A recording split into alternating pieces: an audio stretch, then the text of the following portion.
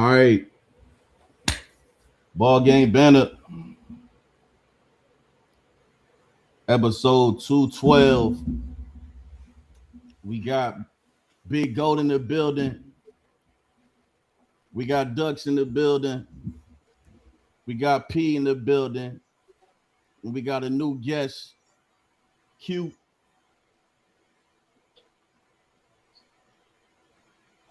Q don't want to show his camera. Stop crying, you big baby. They got another show on Saturday. Wah, wah,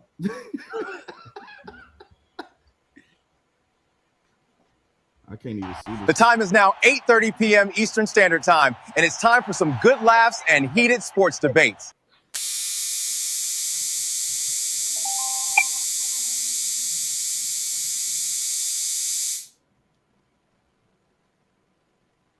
All right. We got a good show for y'all today.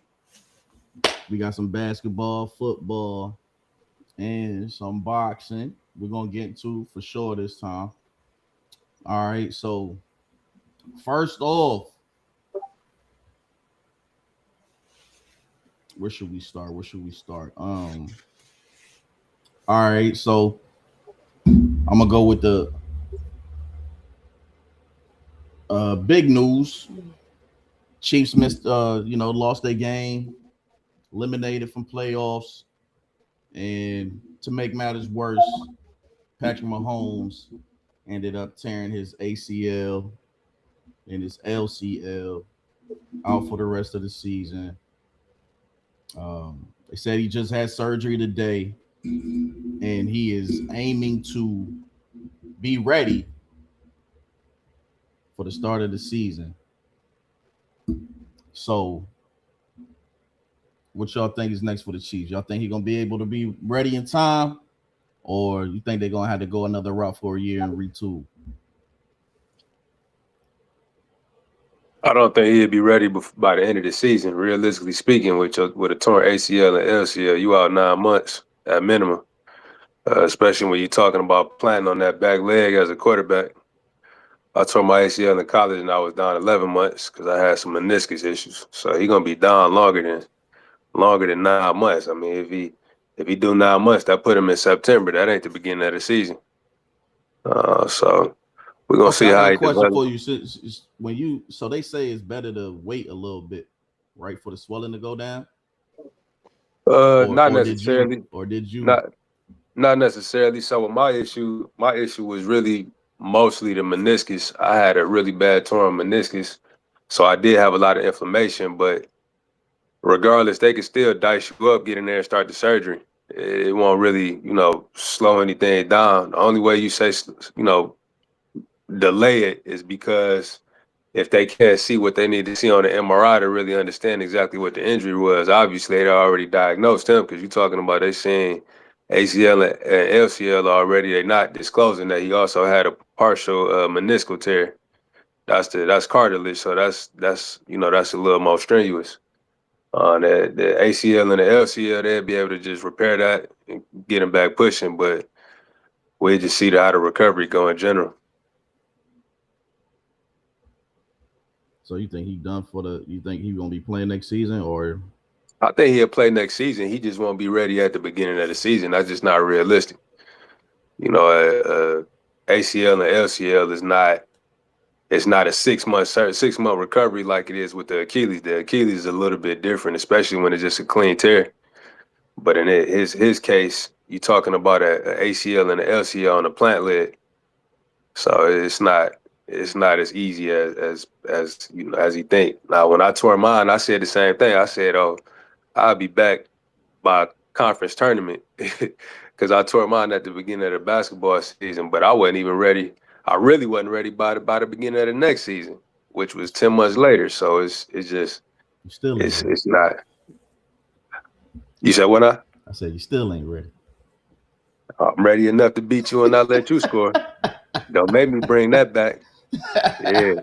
I don't want to give you PTSD, man. I don't want you waking up sweating. All right, P, But what yeah. you got? Shit, I don't know.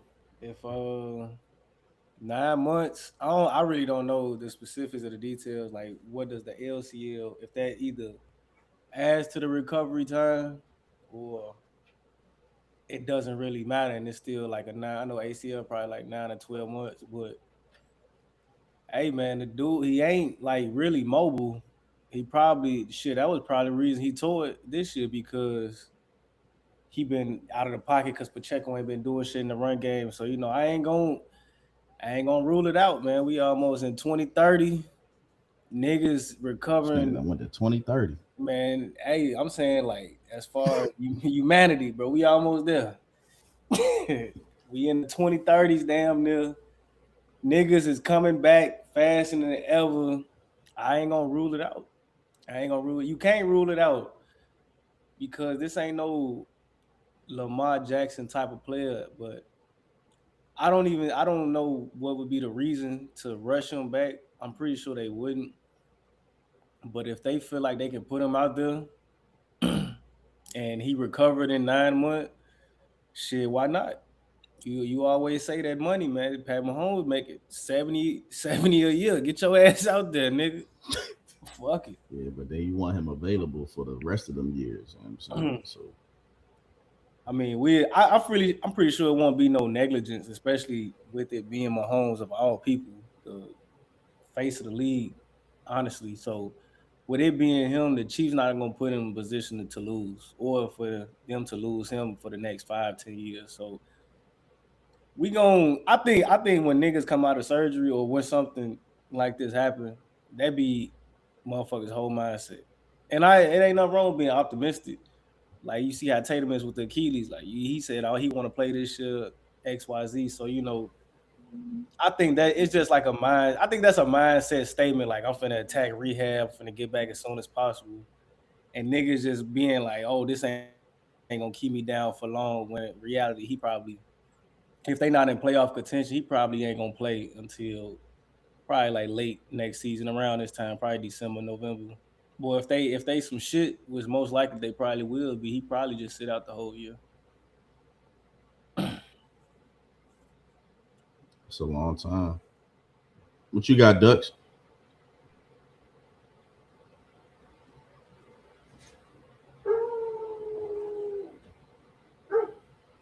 No food in that bowl. Ain't shit in that bowl. That nigga over there stretching.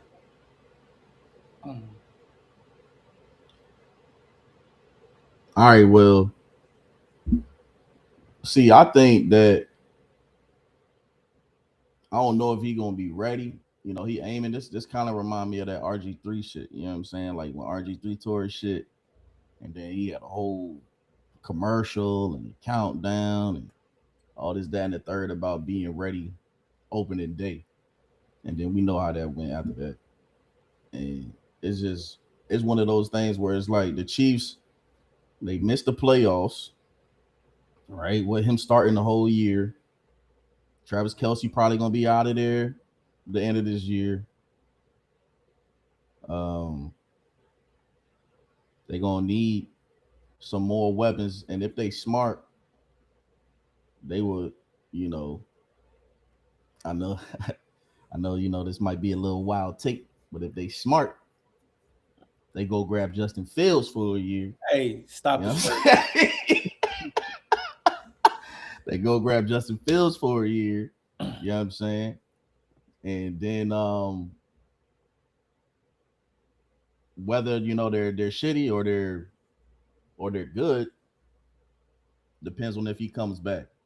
And if y'all are shitty, which I don't think they would be with Justin Fields, but if they shitty, then you bring Mahomes back the next year with a better pick. So that would be the smarter thing to me. This shit, a lot of people were saying it was wild for him to just get the shit the next day, because a lot of people wait. But hey, he's get the shit done.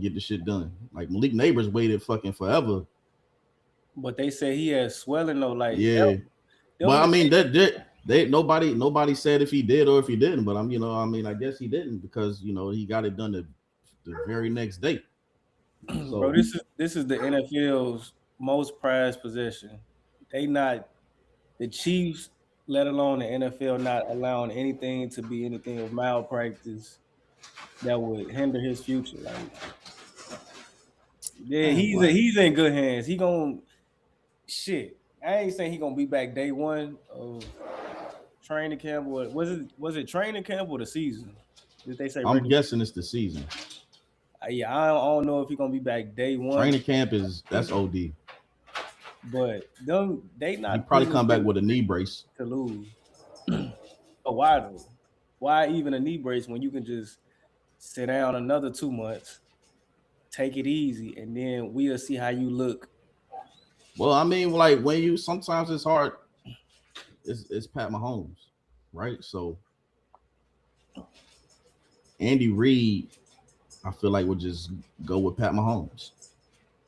Like I don't see Andy Reid being the type like, nah, we gonna see you next year, or later on in the season. I think if Pat Mahomes is like, I'm good, then Andy Reid gonna be like, you sure? You can be like, yeah, I'm good, and then niggas gonna play. I don't think it's on Andy Reid. I think it's on Doc's owners. If I'm the owner, I don't give a fuck what Andy gotta say. If the doc said he ain't clear or they say he might need some more time, I mean the doc gonna clear him. Like you can't go to Andy Reid without the doc clearing him. I don't know. I just don't see him being back. If it was like a partial torn ACL, but then again, like I don't know how the ALCL plays, if it plays a different role or if it doesn't. So with that being said, like we don't even know if it was a fully torn, partially torn. They don't really drop the details when people. All right, let me see if I can motherfucking find that shit right quick. Hold on. But I feel like that shit just niggas just keeping their hopes up, being optimistic. Like I'm gonna be back first day, blah blah blah. Like like motherfuckers just love saying that, like movie, storybook, fairy tale type shit. It ain't fairy tale to be back opening season in September. It ain't like this is last year or some type shit like that. Like when the season starts the first week of September, that is approximately 8 months and 2 weeks. They say it's rare for a player to have such a major surgery the day after his injury sustained, but as evidenced by Mahomes beginning his rehab immediately, the 3-time Super Bowl winner, blah blah blah, is determined to be back on the field as soon as he can in the hopes of starting the 2026 season. Blah, blah, blah, blah, blah. Blah, blah, blah, blah, blah. Not only did the Chiefs play over run conclude, blah, blah, blah, blah, blah, blah, blah, blah, blah. Yeah, there's nothing on that. That's the most they got. All this is gonna boil down to what it does for any major injury is what his body responds to it. What ACL is typically 9 to 12 months, and it's the phases where you can resume physical activities when you just doing slow movements, leg band work, whatever the case may be, strengthening the knee. But all of it boils down to is how his body responds. And with him being a light-skinned nigga, I just doubt that he'll be back in 9 months, man.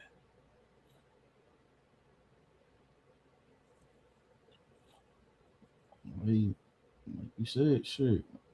I mean, we done seen people come back, you know what I mean, and be better or just as good as they was. AP the only one to really do it where he came back quick and stronger. Yeah. But I mean, Mahomes can just be,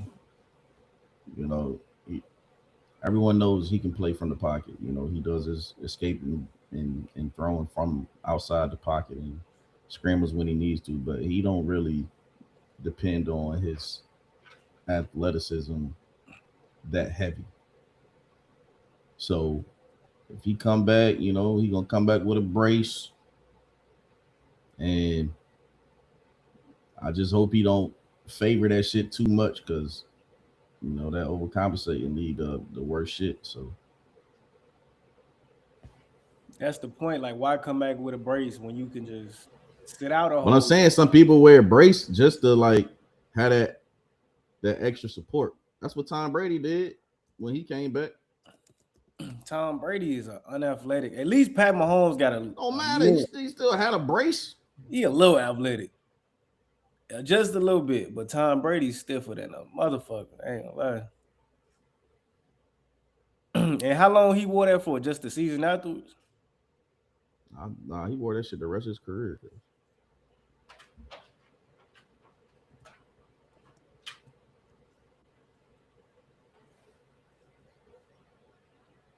Stabilize that motherfucker.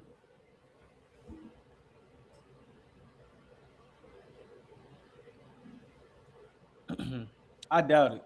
I highly doubt it. I'm not ruling it out, but I highly doubt it. I would be surprised but not shocked if he came back in before November.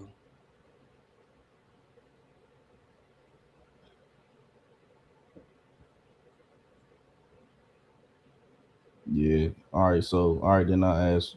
You say November. Q, what you predict he come back when he come back? Yeah, I agree. I say it's gonna be, mid October, early November when he really ready. Ducks, what you think?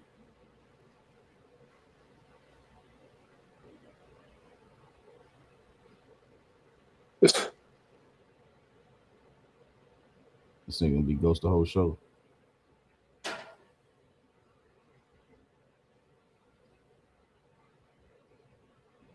All right, let's move on, man.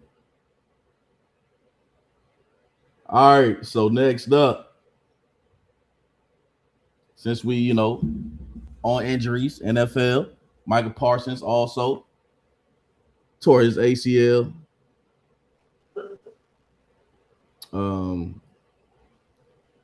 It was more than that too, wasn't it? It was like his. Yeah, he had a meniscus too. Yeah, so he tore all his shit up. Non-contact.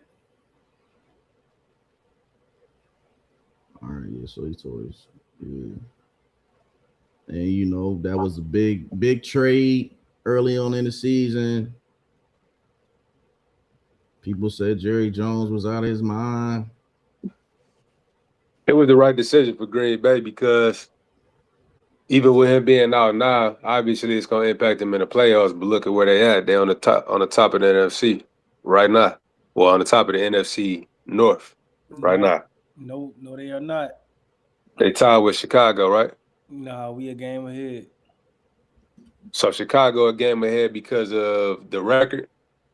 The record, yeah, they got a draw, and we got an extra win. They 9-4-1, and we 10-4.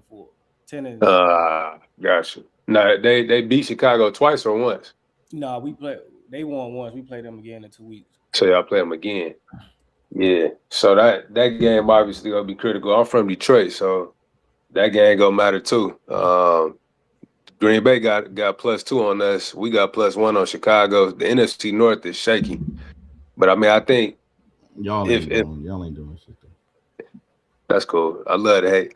But that while he down, you know what I'm saying, he did a lot for them because they offense ain't really been hitting on shit. So it's like, for them to even that's cap. They offense? Yeah, they offense. Jordan Love been cooking. Have you been watching the games? Yeah. Man, Jordan Love ain't been doing shit all year. Yeah, he's had moments. I wouldn't say exactly he's been cooking. That nigga had a few moments, but that nigga ain't been hitting on shit like that. They been questioning their whole play with him. Man, but Parsons in that defense been like yards, that. 23 touchdowns, 6 picks. What y'all talking about? You say he got 3,300 yards? Yeah. That nigga ain't got no 3,300 yards. Yeah, he do, bro.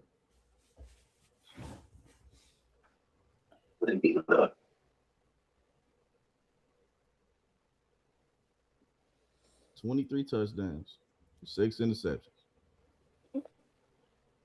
23 touchdowns. All right, so he had. He Let's been look at cooking. that.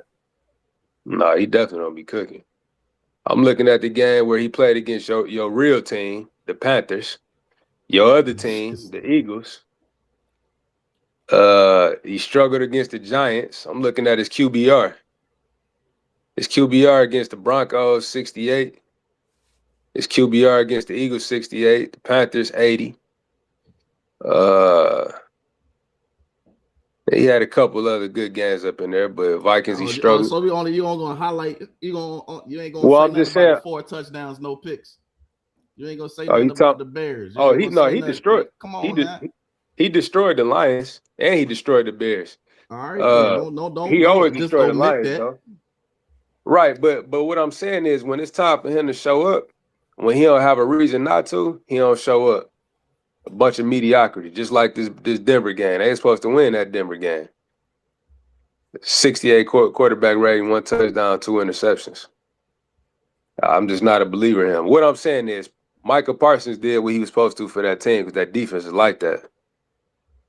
The defense was already good. Adding Parsons to it made that defense really good, and losing him is critical.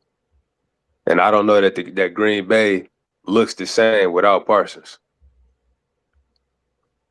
I mean, I've always said Micah was overrated. People want to talk about pressures. Nobody, I don't give a damn about no damn pressures, man. Are you taking the quarterback down to the ground or are you not, bro? Well, how is he not doing that? He got 12.5 sacks. What you talking about? Come on now. That ain't it. 12.5 sacks ain't nothing. My man Myles Garrett got 22, cuz. Miles Garrett is the best pass rusher we ever seen. What are we talking about?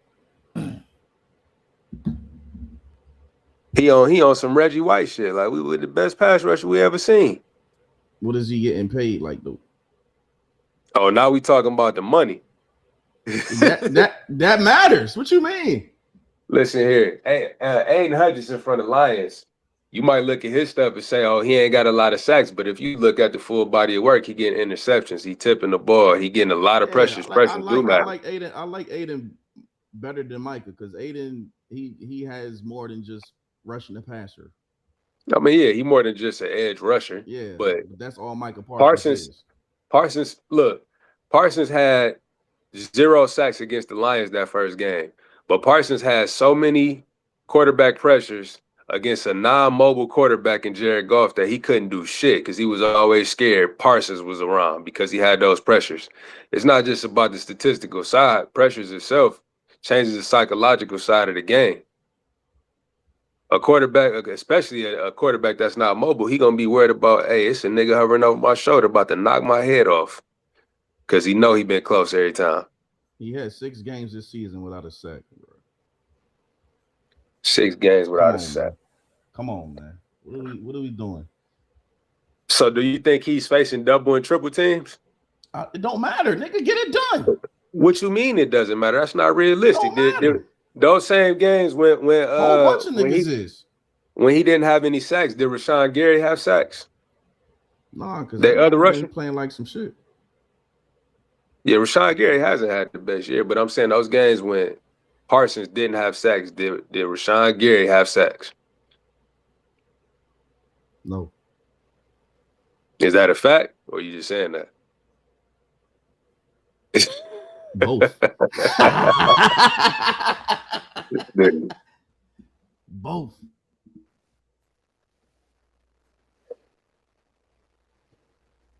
Well, all right. So, I mean, the question is,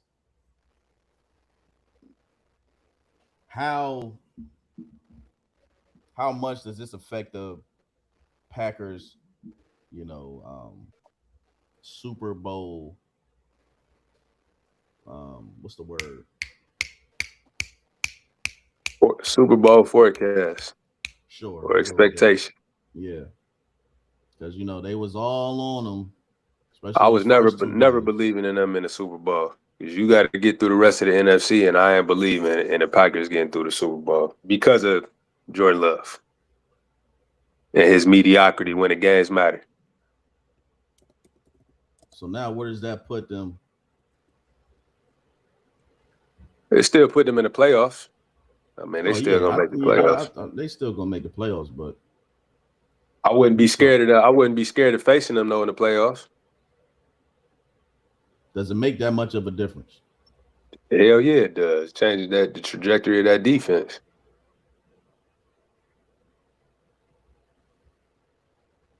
So where do they rank right now in the NFC as not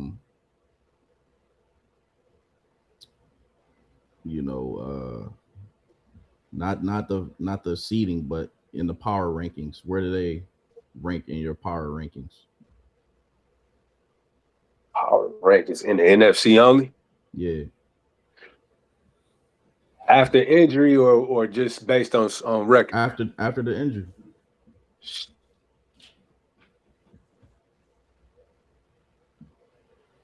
In the NFC, I'm probably putting them 7. Damn. 7. What the hell is the 6 teams ahead of them? Yeah. You got Philly. You got Philly, you got Chicago. I'm putting Detroit ahead of them now. Come on. I'm talking about power rankings. That's bias. That's bias. You said power rankings. You ain't saying what the current record is. Even though we dealing with a lot of injuries too. That's why we dealing with what we dealing with. Who else out there? Who else in your division? And Philly's division? Come on, man. Nobody. Giants, Commanders. Trash. And Dallas, trash. Cowboys, come on. Yeah, trash. They and who over there? Who in the South? You got Tampa, which I don't necessarily put Tampa. I think Tampa in the power rankings should be ahead of Green Bay because of this nigga. Listen, they players just got back from injury. They got to get back situated, man. They just lost to the Saints. They lost a close one to the Saints while they was just getting situated. You know, they just getting their players back, man. You talking about power rankings. You ain't talking about what their record is. Yeah, but that a loss to the Saints affects you in the power rankings.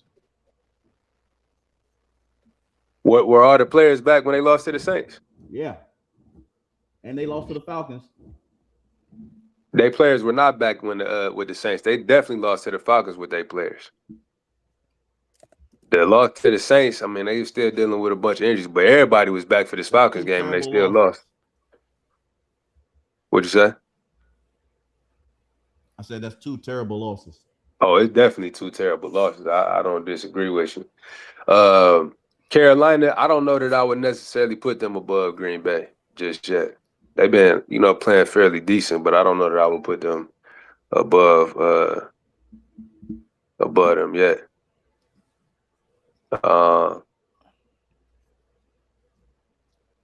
So shit, I'm gonna help you out. The Seahawks, 49ers. Yeah, Seahawks, 49ers definitely above them. Rams obviously above them. So yeah, you got Chicago, Eagles, Niners, Seahawks. Who else out there? The Rams. Detroit. And I got Detroit all above Green Bay. Boy, Detroit being 6, Green Bay being 7. All right, P, where you got them? I got them 4 at the 4th spot. I got Rams, Bears, Seahawks over them. So you got them. You got them better than Niners. Don't love Philly, and I think they better than Detroit. But Jordan Love has proven to me that he can win playoff games. The Lions, they not even in the playoff picture, I believe. So they, as of right now, they not even. They on the outside looking in. Yeah, they not even a threat. And what they lost 2 in a row? No. Yep, lost 2 in a row. Yeah, they not a threat right now they might beat themselves at this point. So We already have shit. should I still got them at 4. Like I don't with football. Football is like different than any other sport. Like somebody can go down, but you can elevate somewhere else, and then you gonna miss Michael Parsons, but you can make up for it like by scoring more points. Just say that like Jordan Love and the offense got to lock in a little bit more, put 2 more touchdowns or just a touchdown and a field goal extra, and then you can make up for Michael Parsons being gone. Or your secondary can step up and drop in the coverage and tighten up, have a more cleaner game because you ain't gonna have that pressure on a QB and them QB hurries, them QB hits. So football is really different. Like you can lose, it's gonna affect your game, but you can lose a top pass rusher and still be somewhat serviceable and decent on defense. So definitely hurts their chances. I think Green Bay is still a threat because Jordan Love has had moments. He's been having a solid season. He just dropped the ball on a few games, especially that Carolina game. I looked at him different after that, and then that Philly game was nasty. But outside of that shit, that nigga he been solid. He been doing his thing. But yeah, and I say like the Bears, I gotta see us beat them on the home turf. You know, they did what they supposed to do. They beat us at home. That's cool. Fucked up play. So I think we just eye to eye. We eye to eye right now. So I barely got the Bears over them. But this week coming up, that'll be show the test of time if we actually on their level or the better team overall. But they still at 4. San Francisco is they not like that to me. Seattle defense is really good. The Eagles have inside turmoil going on. I don't respect them at the moment. Hey man, get my boy the ball. The Bears, you know, I think we wait on Caleb. If Caleb plays like a decent quarterback all year, we undefeated, real shit. And then the Rams have been the best team in football all year. So yeah, those the 3 teams, 2 in the possible that I got over Green Bay. But you know, I think they still got a shot. Like I don't know, they season not just over. The book ain't closed. They still could make a run. They still can make some noise in the playoffs. So we just have to wait and see.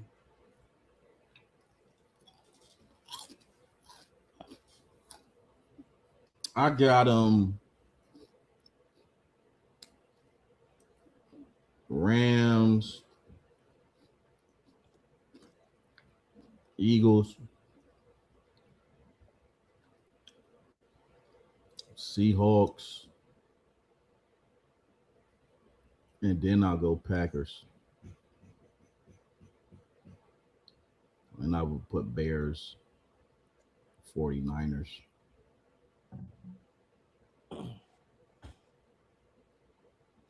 I just don't believe the Bears. Like, yeah, we talk shit back and forth or whatever, but it's like I just don't. Watching their games is just like shit, just fluky, man. It's coaching. I ain't gonna lie. Like I be saying a lot of shit. What you be saying, I be like going against a lot when you say coaching matters. Coaching matters. If you watch those games, Caleb Williams has almost blundered a good chunk of our game, but it's legit coaching and play calling, bro. Like Ben Johnson saved my life, bro. Like we back at it. He calls amazing plays. The defense get timely interceptions. You know, that's more of a playmaking. I don't think Kano coach, you know, tell you to go out there and catch the ball. But like the schemes that we've been having, the offense just been stagnant a little bit. But I don't think that's a coaching thing. I think it's Caleb Williams' problem, and he's just getting better. But I feel you though, like we ain't proven yet, and that's why I feel like the Bears and Green Bay are more equals than one is better than the other. But like we ain't proven yet. Caleb gotta get some playoff wins. We got more cohesiveness than the Eagles, though. I don't know. I think DJ Moore just got happy after this week. Or this was the most animated DJ Moore I've seen this season. Oh, you don't know how it goes. First time that nigga smiled.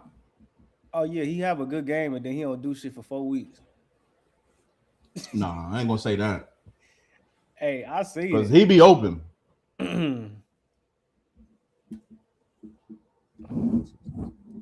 Especially after 2 touchdowns, boy, we ain't finna hear DJ Moore name until January 3rd. Crazy, man. But yeah, I mean, I think where they looking at right now is that 7th spot in the wild card. So they would play the Bears if it all ended right now. And I feel pretty confident that even without Micah, they could go in the Soldier Field and come away with a dub. At home, we stumping that shit. We stumping it at home. And now, now it's like, when does Micah come back? Because Micah, he definitely, that's a lot of bending, a lot of start, stop. That's an injury that, is going to definitely affect him.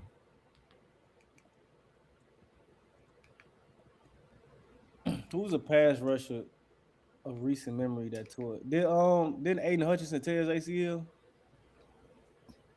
I don't know if he tore his ACL or broke his leg. I can't remember which one it was. Yeah, I think it was some fracture or something like that. I don't know who was the last pass rusher. Oh shit, Google's right here. Hold on. Yeah, he fractured his tibia and his fibula. His what? Tibia and fibula.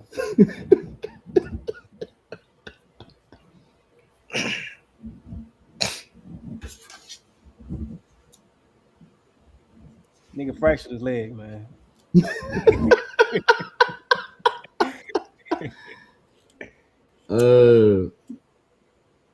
Bitch, I know it was Michael Parsons, man. Give me his before him. God damn.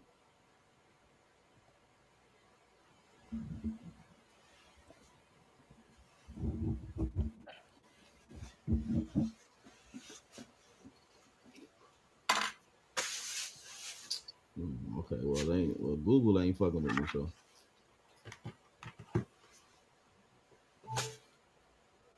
Let me search the latest NFL ACL injuries. The thing about Michael is that he's extremely undersized. You can't tell me looking at that nigga on TV, he don't look like he about 6'1", 6'2". How tall is he? I thought he like 6'3". Nah, he can't be 6'3", man. But I'm saying, even that's, usually them niggas be like 6'4", 6'5", 6'6". I mean, Von Miller was 6'3", but Von Miller, you can tell he was a legit 6'3". Michael looks more 6'1"ish to me. Yeah, let's say he's 6'3". Yeah. Man, hell no. 6'3", 250. You can look at that nigga on the TV. You could tell. I don't know if he like hunchback or what, but you could tell he shorter than 6'3".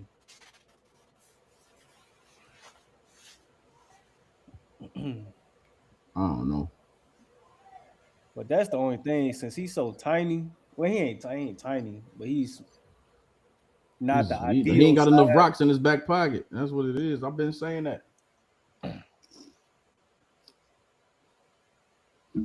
He ain't ideal size, so that might hinder him more than anything.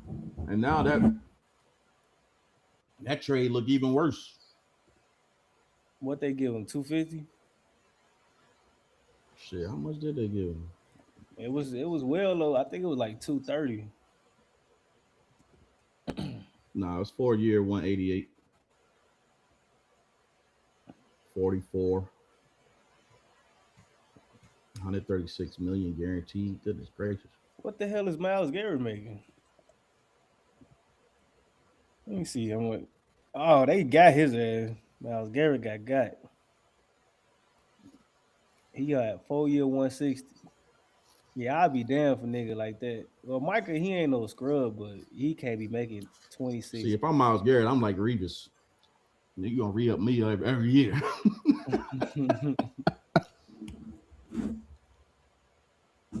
Revis like, hold on, man.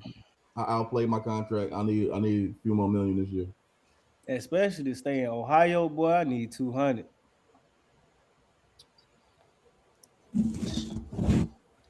That's what I'm saying. Like that Micah shit was silly, bro. Like he ain't never played a full season.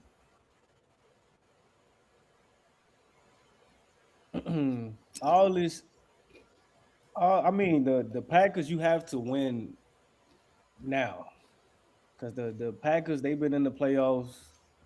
I don't know, have they been to a NFC Championship? Nah, You got your quarterback. You've not been in with the Jordan playoffs. Love. Where you've been in the second round. I know he made it to the wild. I mean, the semis. So, like, it's time for that next step, man. You got your QB locked up. Your team is solid, and then the NFC is really tough right now. So, shit, you might as well make a splash. Like, you gotta get better. The Eagles, even though they ran it back, they defended champs. So, you gotta get better. Get on their level. The Rams fucking got better for I don't even know what additions they made. They just got better from last year. 49 are still around. Devontae Adams. Yeah. Yeah, for sure. The Bears back on the scene. The Lions And won 14 games last year. it says didn't Jordan Love did when they what's the name in 2023 Or what? in the 2023 season, right? He did what? He made it to the championship, the conference finals. What? I don't know about that. I thought he was. I thought remember seeing him in the. They No, lost to it was a divisional. That was They lost to divisional. the Niners in the NFC Championship. No, that's the divisional. It was 21-24. They beat the Cowboys in the divisional round, but they lost to the 49ers in the NFC Championship. No, that's wild card. You looking at it wrong. They say wild card, Packers, Cowboys 48-32, divisional 21-24, 49ers. Yeah, the only time he been to the NFC Championship was as a backup. Hey, that counts. Shit. Shit, that count, man. He's seen the atmosphere. So hold on, this say Jordan Love has led the Green Bay Packers to the NFC Championship game conference finals in the 2023 season, played in January 2024 after beating the Dallas Cowboys in the divisional round, but failing to the San Francisco 49ers in the NFC Championship. No, they got that wrong. Yeah, that shit wrong. Damn, this Google. All right. They were one game shy of the NFC Championship. Yeah, fuck it. Make a splash, man. Make a splash. What? I'm saying, like, to grab Michael, you got to make a splash. What they about to call somebody else that's been retired for 5 years? No, I was saying, who the hell been retired for 5 years? Come in. Oh, JJ Watt. Bring JJ Watt out of retirement. He played in Wisconsin too.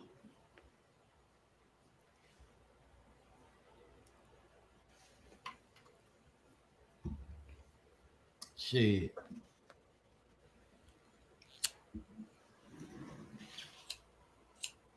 All right, so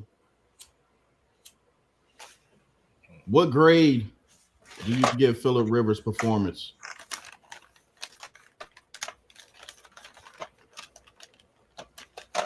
I give that nigga like a B plus. Solid ass game, man. Solid game. He had a chance to win a game. Defense sold him. Shit, at 5 years not being on the field, that was pretty impressive. I ain't gonna lie. 44 years old, that's pretty impressive. The ball was coming out a little wobbly, but I think his ball, his throwing mechanics have always been shaky, but it gets the job done. Cause he didn't have no spiral. He had a little spiral, but it was just wild. Maybe it was windy. But shit, that nigga, hey, he did exactly what he was supposed. He did better than I thought. He fell down that one time, and he locked in after that. Yeah, that shit was hilarious. You said you give him a B plus? I give him a B plus, man. Go up to Seattle, play that defense. What he had a tutty over 100 yards and a pick. I give him a B plus on that one. Nigga, 44, bro. I don't care about none of that. They bring you motherfucker in here because they thought he was the best available quarterback. Now, I don't know what the hell the Seattle Seahawks was thinking, but their defensive game plan was terrible. Like, he was just throwing short passes and handed the ball off. Like, what are y'all doing? I'm pressing up on everything, loading that motherfucking box. But he had 120 yards. Come on, man. What you thought that nigga was finna come in and start gunslinging? I'm just saying. Motherfucker was on the I ain't about to sit here and motherfucking, like, if I was gonna do that, I'd be like, all right, well, damn, he gets to 8 just for finishing the game at 44 years old. They brought you out there. I'm gonna give it a C, man. That's as generous as I can be. I don't care. You just came in there. He's supposed to be running this offense, so he's familiar with the shit. They took a lot of pressure off of him. He ain't really had to do much. The defense played very well. Held Seattle to nothing but fucking field goals. So I give a fucking A plus to the O-line, JT, the Colts defense. But Phillip Rivers just get a C, man. Right.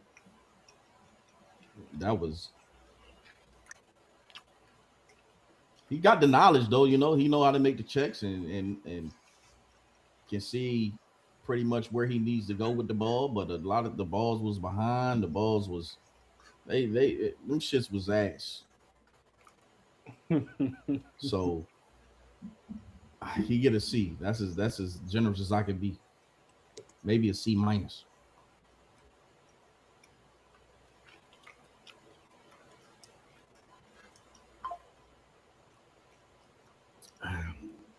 Is Ducks back or Ducks still? Yeah.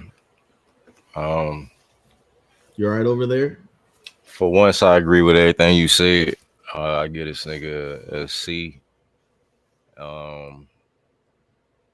The O-line was blocking, like, the O-line looked like championship O-line out that motherfucker. Like, this nigga was having time to throw. He won't getting hit.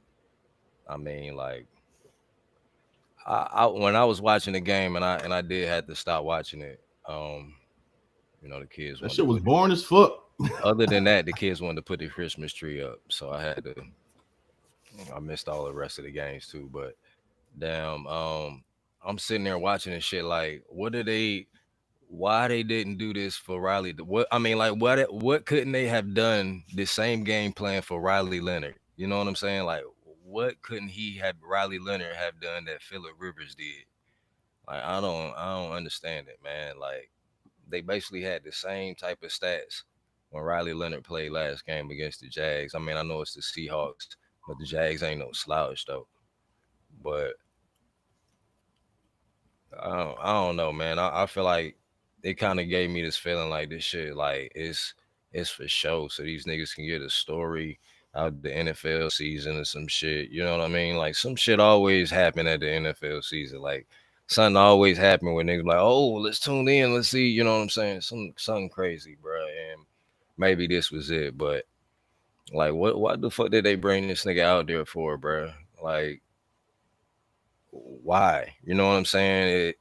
And is he setting a precedent? So now all the motherfucking old motherfucking 40-year-old quarterbacks that feel like they can play, you know, T.O. gonna motherfucking be calling teams. You know that nigga working out. Goddamn. This I don't know, man. The shit was weird seeing this shit, bro. Like the shit didn't look good. I wasn't impressed. Short throws, motherfucking damn. It felt like he ain't had that arm strength. Uh, I don't know, man. I just felt like they should have gave Riley Leonard another chance. He hurt though. Is he? Yeah, that's why they had went to go grab him. He had fucked up his knee. Yeah, but he was questionable though.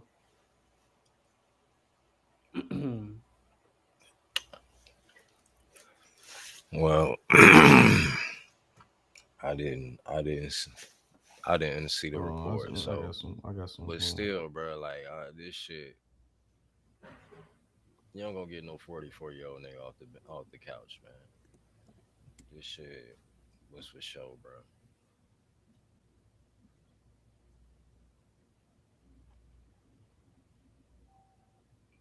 Yeah, he was still available. Was he the only QB available? What you mean? Like, was he the only active quarterback? Because Anthony Richardson on the IR, and there's no other quarterback after Riley Leonard, right? Correct. I think he was more of an emergency QB than because you don't. They drafted the nigga though. Hey, maybe he wasn't ready. Man, come on, man. Phillip Rivers, But Phillip Rivers is. They feel like they can taste the playoffs, or they just right there, so they just want somebody with experience. But I think he had to be hurt. There's no way that because he had a solid game, the game that he got hurt. So there's no way you go bring in a 44-year-old nigga if he can play and have him start. If he would have backed him up, cool.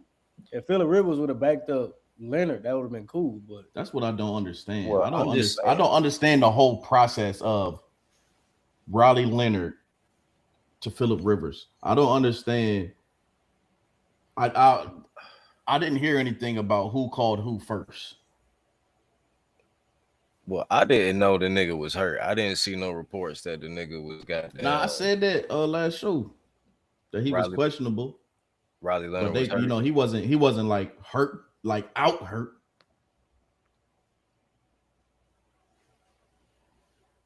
Well,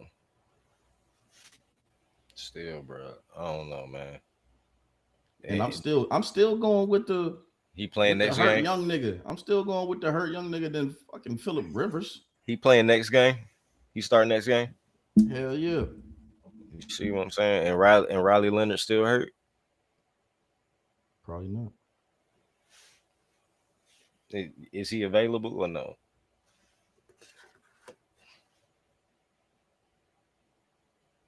Huh? You say he not available? Who? Riley Leonard. No, he is. He no longer has a injury designation. Put the nigga in the game, bro. Stop with this fuck shit that y'all doing, man. Y'all get somebody granddaddy fucking hurt out this bitch. He had a PCL strain. Oh yeah, that ain't no joke right there. He probably can play on that. That's why he probably was an emergency QB last week.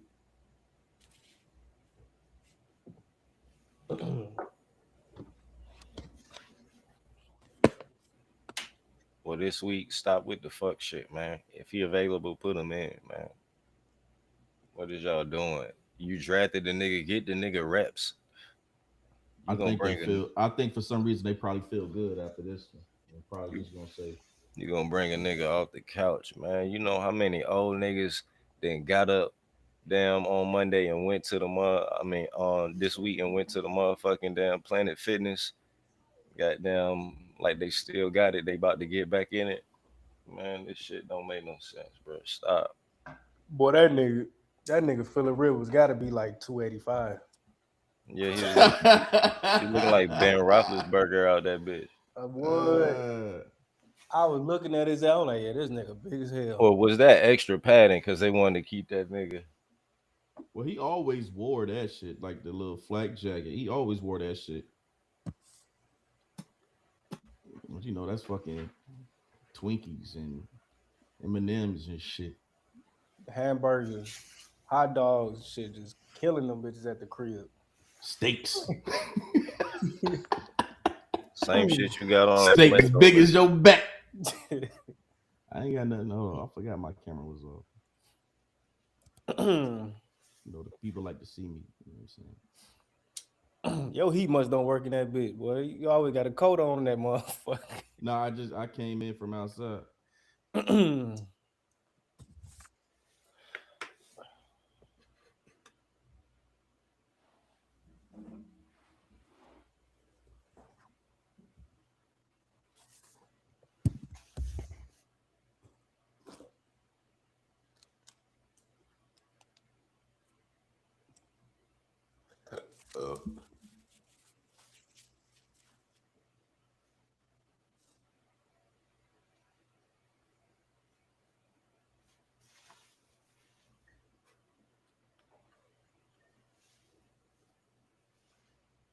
What the fuck, nigga?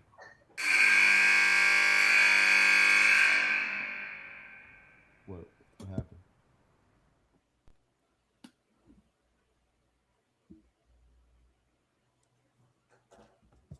All right, so next up.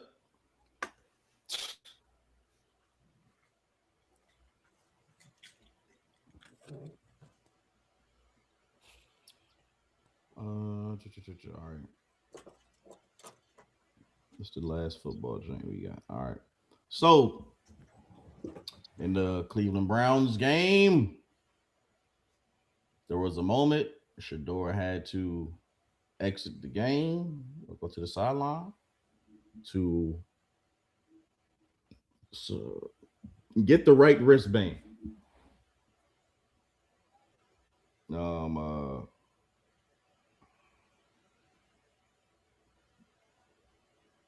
They asked Stefanski about it. They asked Shador about it.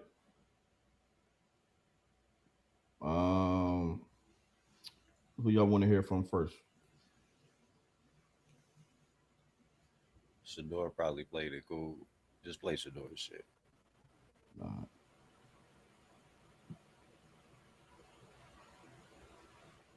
know, Shador always gonna play it cool. You don't be throwing motherfuckers under the bus.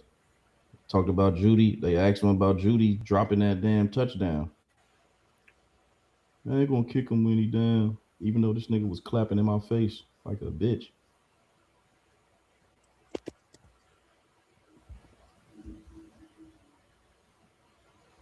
Boy, they need to. Boy, that's after they fire Stefanski. Next is Jerry Judy been cut. That motherfucker is garbage. All right, so this is Shador. It's quick.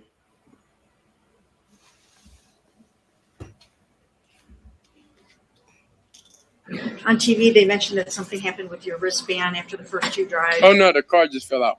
Yeah, it just fell out on the sideline. Yeah, that was it. On TV, they okay. All right. Car fell out. All right. Now let's see what's Stefanski.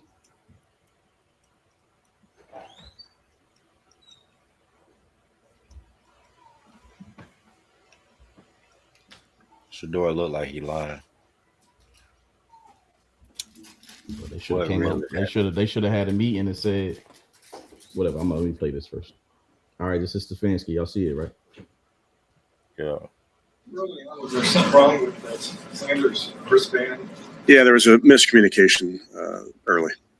I think they mentioned that you guys had the wrong plays in the wristband on the first two drives. Is that accurate? No. Yeah. There was something. I don't know if the wristband got something on it or whatever it was, but there was we got that fixed pretty quickly. What the fuck are they talking about? No. Yeah. No. Yeah. Yeah. Like, what are we talking about here, man? That's why I was saying before I played it. I was like, if y'all gonna lie, y'all both gotta be on the same page with the lie. Shador said the car just fell out. Right? And how simple is that for Stefanski to say, yo, the car fell out? Hey, luckily the second reporter asked him again because he didn't want to answer it the first time. They're like, no, it was nothing. And then she asked him again. Let me be more specific, my nigga. No, yeah, no, yeah. Man, I don't know. I don't think what quarter did this happen in? In the first. It was on the first two drives. Oh, I don't think it was nothing there. Now, if this nigga went the whole fucking half with the wrong fucking goddamn shit in, and then Stefanski was like, oh, that's the wrong shit. Now that would have, but nah. He probably was listening to the call on the headset. Then he looked down. He like, what the fuck is this nigga calling? Calling some bullshit.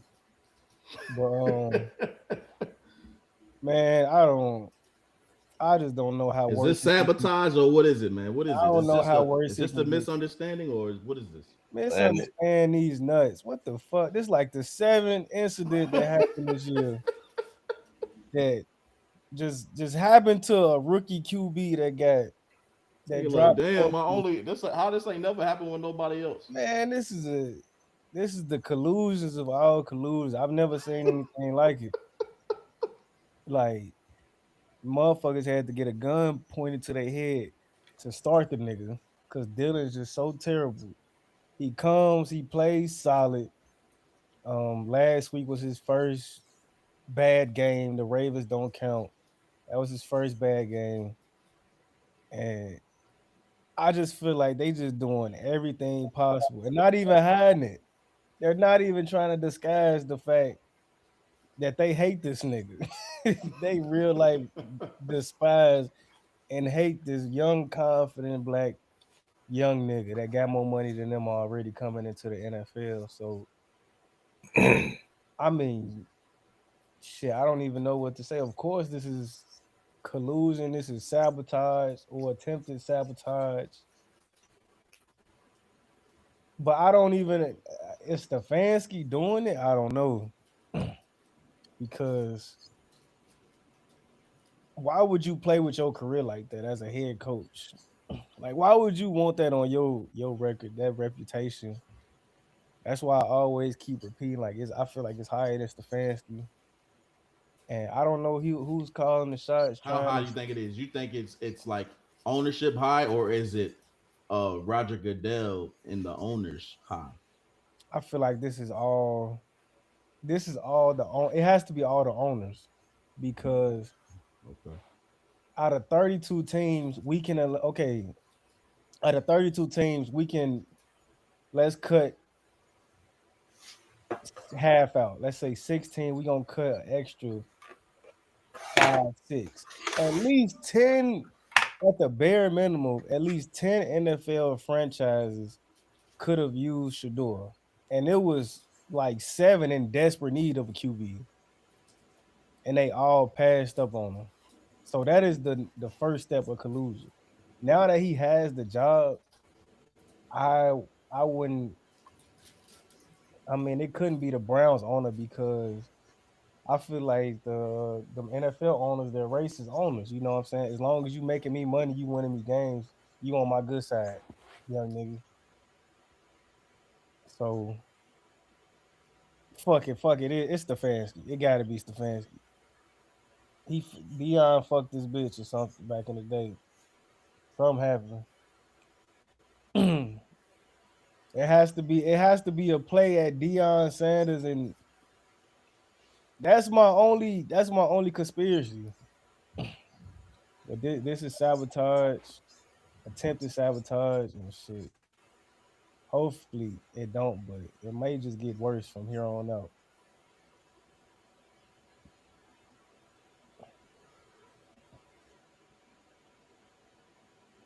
All right, Dux, what you think? You think this is misunderstanding, or is this adding to the conspiracy? I mean, there is a conspiracy going on, but I don't think that's really too much, though. Like I said, if it happened, you know, for a half, a quarter, or something like that, longer than that, then I feel like. But if it happened on like the second play, and then is it that Shedeur just called it? Yeah, probably. More than like, I mean, that could have been the plan for it, you know. You said Shedeur ran off the field, right? Yeah. Then Shedeur had to catch it. Right, so they could have been like, "Yo, this could be a whole game thing," you know what I'm saying? Or, you know, some shit like, bro, this shit ain't making no sense, dude.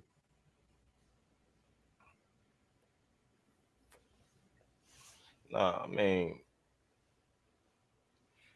the fact that Shedeur caught it, I mean, I don't feel like it's really that big of a I'm also gonna say this though, when we talking about the conspiracy and all the 32 owners, right? Because we all know it was some bullshit for him to be a fifth rounder. And then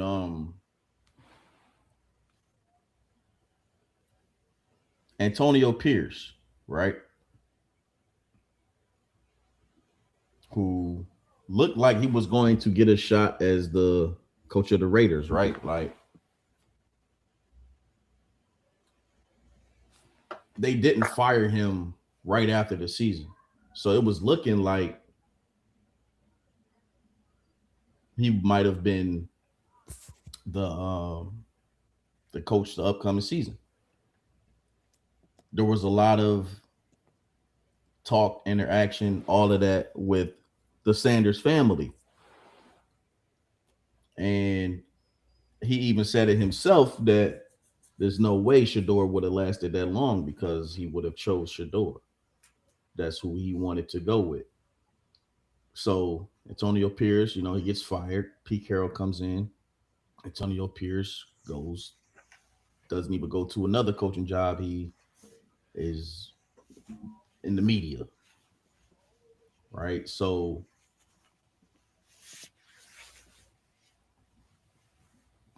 all of this shit is just ridiculous to say the least. Like, I don't know how, if the game gives you, I mean, if the coach, the staff, they give you the fucking shit in the wristband. Who's in charge of that? It's the coaching staff. It has to be the OC, right? Well, it got to be Stefanski. He called the plays because I'm pretty sure that changes by the week. And then I don't know what's exactly on that wristband, but it has to be the schemes that they drew up for the week. But whose job is it to basically put the shit in his wristband and give it to Shedeur? Is that did he get that from Stefanski?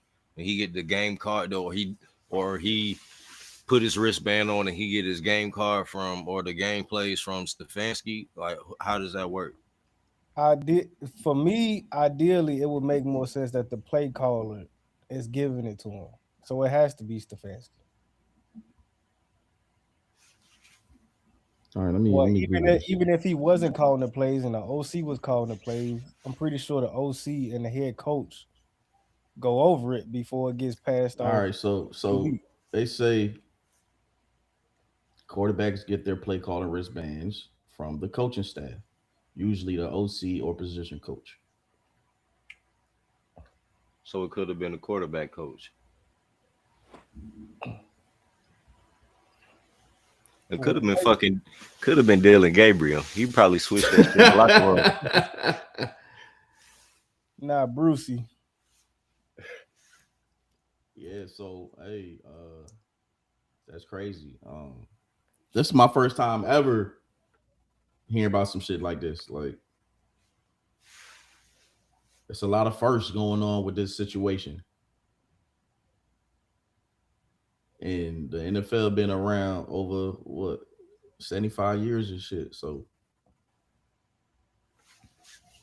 for first shit to be going on now is like, come on, man. I mean, the Browns got this shit is deeper than rap, man. They got a lot of shit. This shit is bigger than Nino Brown.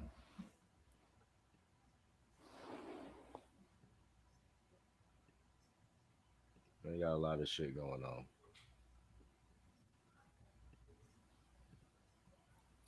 And the fact that he ain't fired yet, this just says a whole lot. Like, this shit is definitely bigger than Nino Brown, man.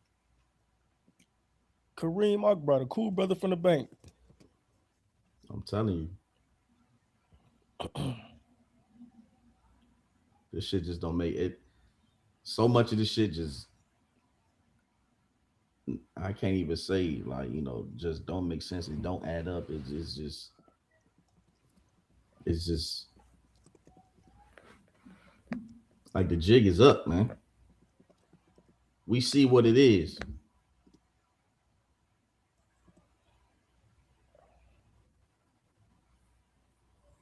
I'm waiting to see how this shit ends. Like, when the season ends, will he still be a head coach? Because if he is,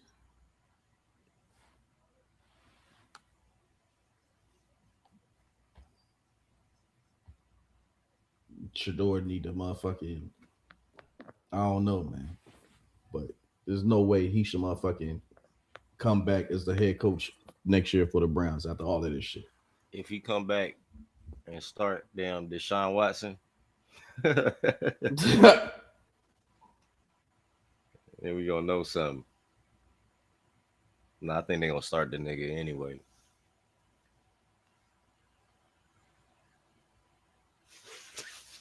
All right, so now moving on to basketball. Is there a power struggle going on in LA?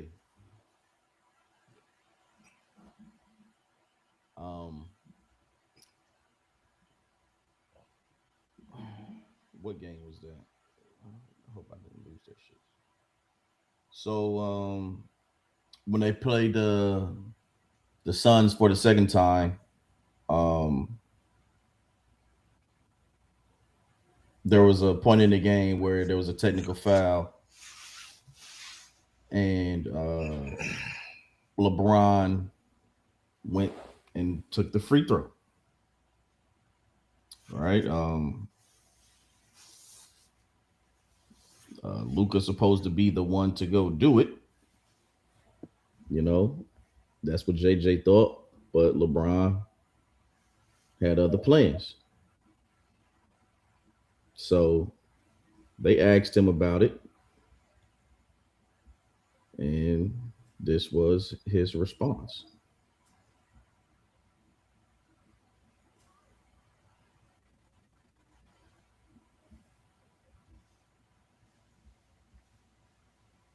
Trying to block that weak ass hairline. Shit, I just walked into the free throw line. I mean, why wouldn't I? I mean, I'd have been okay with Luka taking it too. We've both been in pressure situations, but I just took it. I mean, unfortunately, I missed it, but I made up for it. Shit, I just walked into the free throw line. I mean, why wouldn't I? I mean, I'd have been okay with Luka taking it too. We've both been in pressure situations, but I just took it. I mean, unfortunately, I missed it, but I made up for it. Okay. Now they asked JJ About it. Shoot that technical. After that, whose decision is that? After the Brooks attack. So guys were out on the court. We had kind of left. Luka and I talked. I thought Luka was going to shoot it. I walked back. LeBron was at the free throw line. He shot it. I don't know what the dialogue on the court was. And, we did this, at some point last year, early in the season, we kind of designated, here's who's going to shoot the technicals. And, every team is different. Sometimes it's the superstar. Sometimes it's the best free throw shooter. Sometimes it's a guy who maybe it's all situational. But Luka should have shot that. Yeah. Why did LeBron shoot? All right. So what y'all think? Is there a power struggle going on in LA right now? I missed the game. Was the tech for LeBron? What was the tech for? I don't know. Dylan Brooks, we're just going to say. He was doing something on LeBron? Yeah, he smacked the three, then bumped into him afterwards. No, maybe that's why LeBron thought he should shoot the free throws. So you say no? I mean, no, I say no. There's not a power struggle going on that way. I know. All right, P, what you got? I don't think it's no power struggle. I think that's mostly nothing. That's a whole lot of nothing. So what y'all think about the responses though? So like the responses don't do nothing for y'all? Like no. I think it's just difficult to coach a player of that caliber who's also like 2 years younger than you. Is LeBron older than JJ? I think LeBron older than JJ.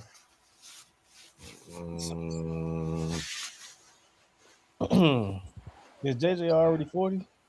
Nah, I think JJ might be a year or so older than him. Okay, so a nigga he's 41.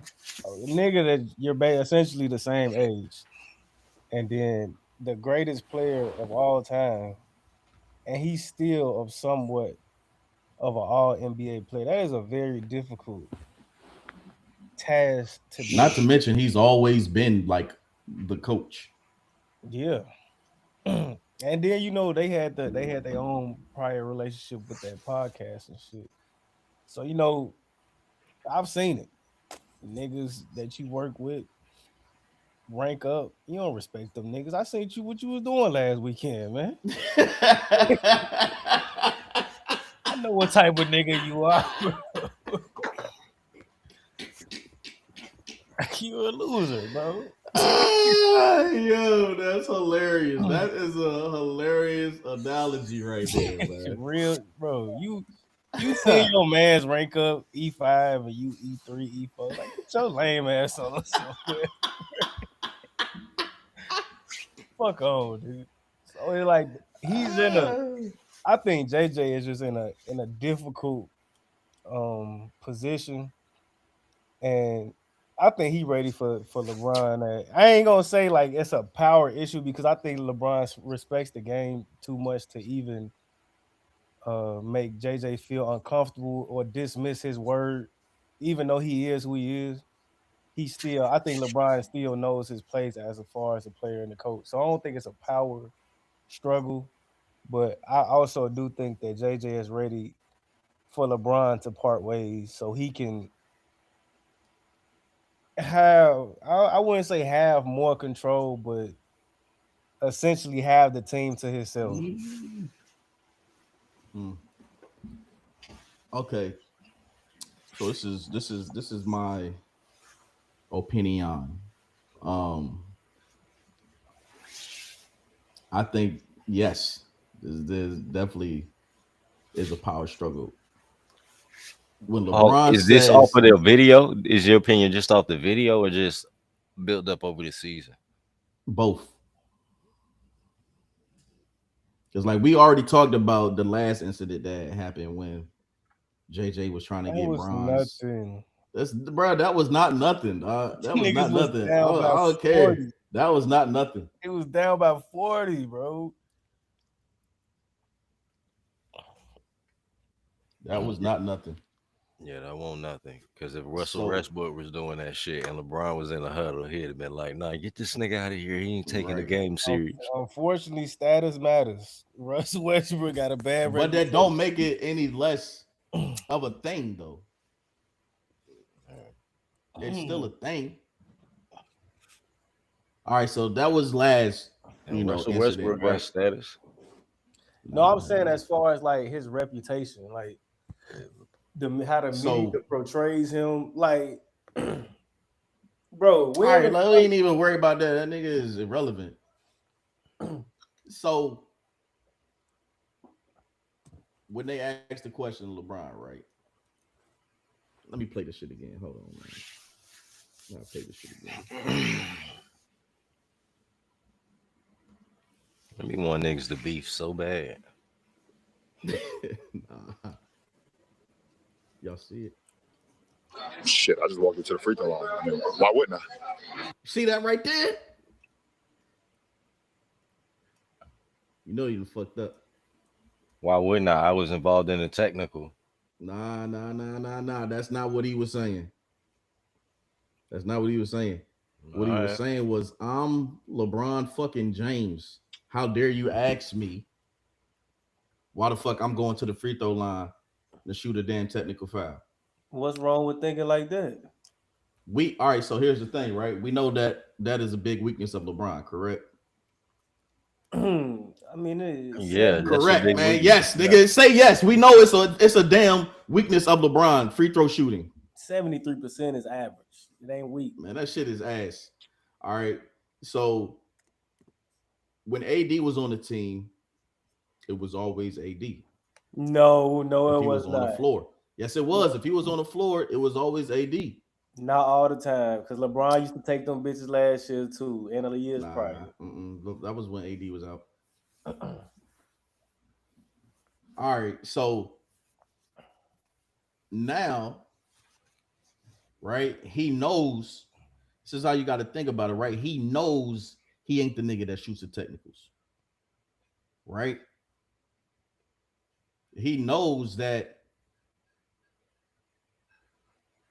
even if he wants to take the free throw,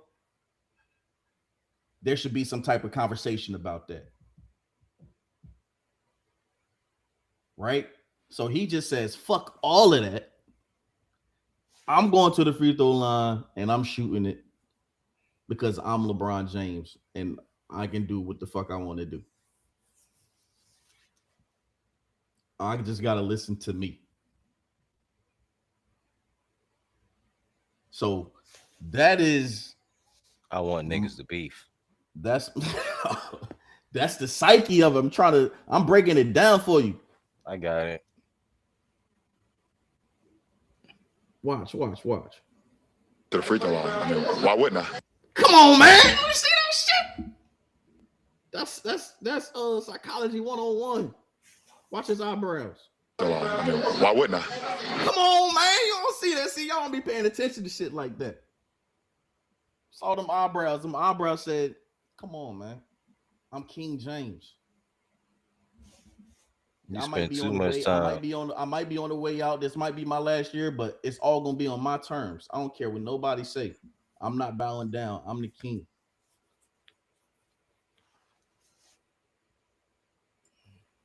Get that smirk.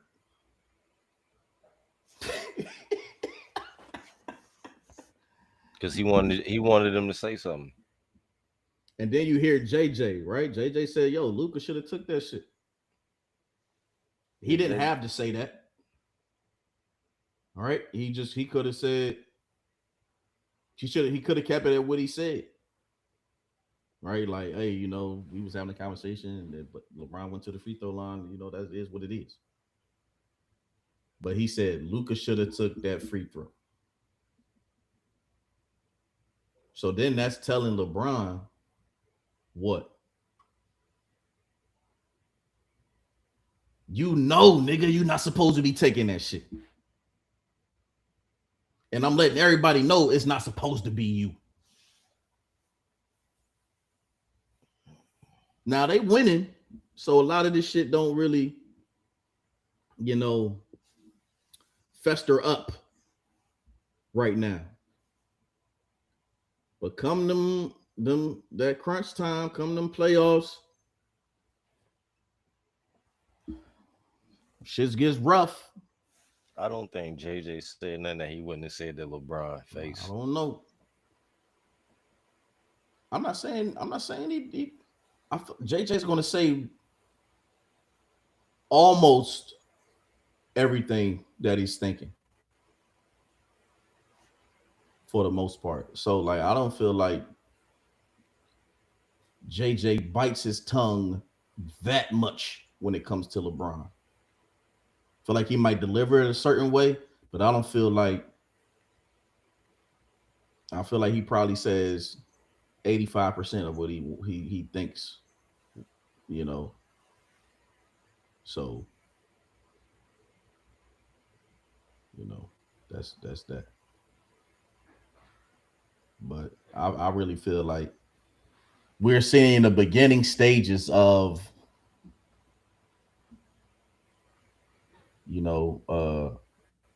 the takeover,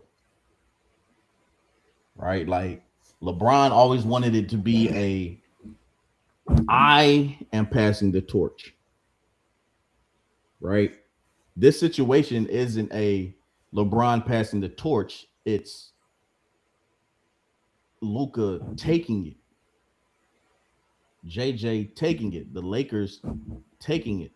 Why can't it just be a misunderstanding between friends? Why gotta be this ain't about friendship? That's why. Why gotta be a power struggle? Why it can't just be all right? It's been that all year. Why it just can't be LeBron is a little bit more lax because JJ is homie? But that adds to the power struggle. I don't know. I feel if I'm seeing you as my homie all the time, but me being the homie that you're seeing as a homie all the time is trying to give you direction, concrete. There is a dilemma there. Yeah, it's like when you was like, hey, go do them walk arounds. I'm like, nah, nigga, your ass was out there. I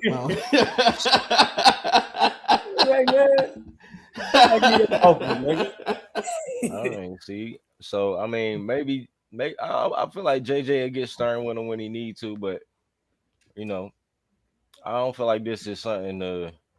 Damn, Nixon came back. I know, right? To make a big deal out of, I just feel like they, when that's your homie, then sometimes you feel like you can get away with shit. Then sometimes your homie got to sit you down and be like, bro, come on, man. You know what I'm saying? Like, his spike. That's not how we rocking over here. So, who was having that conversation with LeBron? JJ, you just said JJ ain't the one to bite his tongue. JJ will tell his ass. But JJ ain't saying that. I feel like we ain't at that point yet. We're at the beginning stages. I feel like it's going to get to that, but we're not there yet. Nah, man, nah. There's going to be more things that happen, and then it's going to get to that point. They did. It takes a lot for LeBron to do a podcast with somebody. So he had to feel comfortable with JJ. He had to feel comfortable with JJ being a coach and taking direction from JJ, but he felt a little bit more lax because that's the homie. You know what I'm saying? No, hold on. All right, here's what I'm gonna say. One, I don't think they homies like that. Not like him and D Wade, but I feel like with the way that JJ was on First Take, shitting on Stephen A every chance he got, and being more Team Bron and Team Jordan, that is what piqued LeBron's interest. JJ knows the game. No, LeBron been on nightcap. JJ knows the game. No, LeBron been on nightcap. His descriptive analytics is what struck LeBron's issue. Has nothing to do with how he was bitching Stephen A. He was making him look man. foolish. No, it does, bro. All of that, bro. You man. You thinking LeBron is this simple? He was making him look foolish from the breakdowns of the analytics of the game. So this is like a icing on the cake type shit, right? So it's like, okay, he knows basketball, right? Because he knows I'm the GOAT. Right, this is LeBron's thinking here. I'm LeBron's inner thoughts. It's a lot of players that got podcasts that think LeBron the GOAT, and he ain't never jumped on a podcast. But hold on, man. Damn, let me finish. Go ahead, my bad. Go ahead, do your thing. All right, so they not on First Take. He on First Take.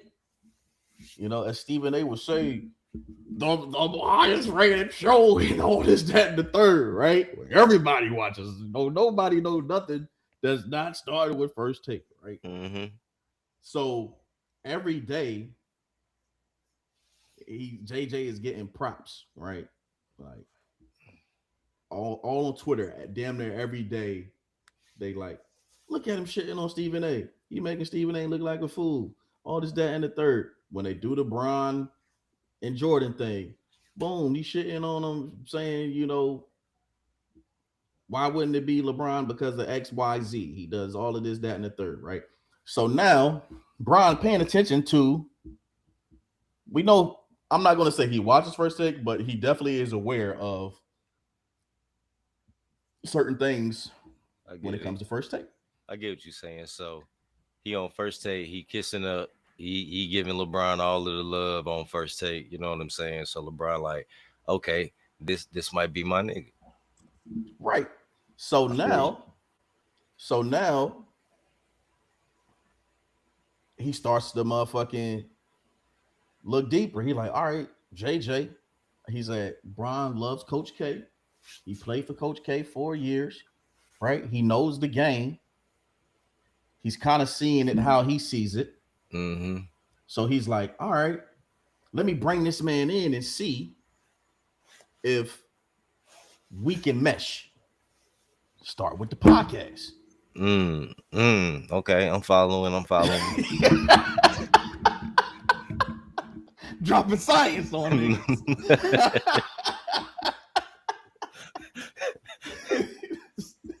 I can see where you're going. So now podcast is going right. Darvin Ham's a fucking idiot. Keep going hard on these dudes. Right. Salute. You know what I'm saying? So he like, damn, you know what? Let me motherfucking try to float this as look at JJ. He can do all the things that we need. He is the one that we're missing. He has so much knowledge on different defensive coverages, what he wants to do offensively, how to attack, this, that, and this now, instead of being a podcast, is turning into a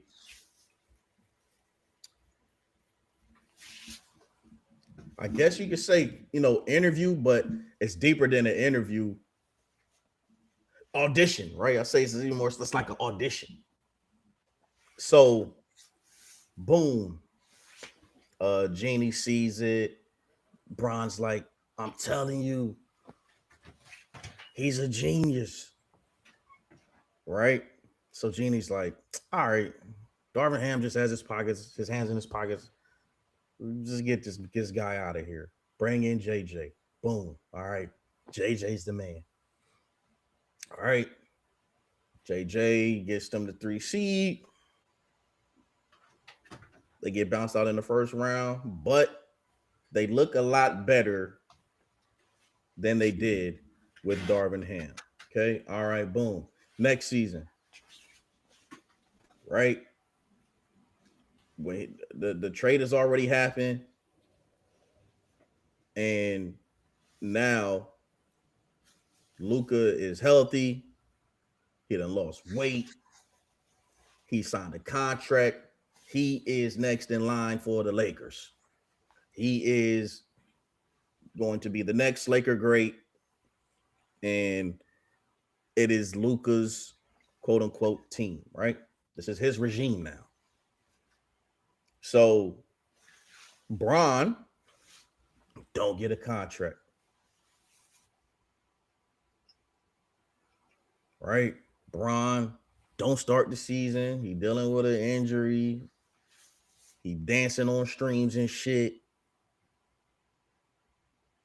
Right? And then you hearing all these murmurs about this being his last year as a Laker. They done with him after the season. We don't know if it's going to be his last season. All this, that, and the third. Now we got Rich Paul coming out, doing a podcast with Max Kellerman, saying all this, that, and the third. Then we got Bron out here ignoring JJ when he hear the nigga, because you can hear the nigga in the nosebleeds. Now we fast forward to just shooting a technical free throw. You thinking this is all small stuff? This ain't small stuff. It's small if you're looking at it isolated, but if you're looking at it all building up, it's becoming a mountain. And pretty soon, that volcano is going to erupt and it's going to, fucking burn all them motherfuckers. Pompeii out this bitch.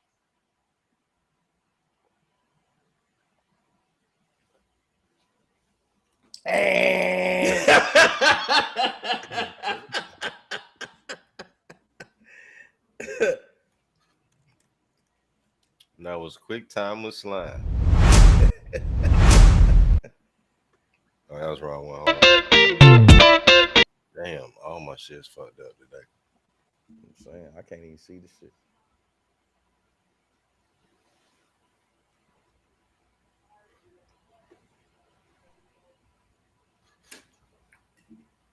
Should be the clapping emoji, the cheering emoji. You know what I'm saying?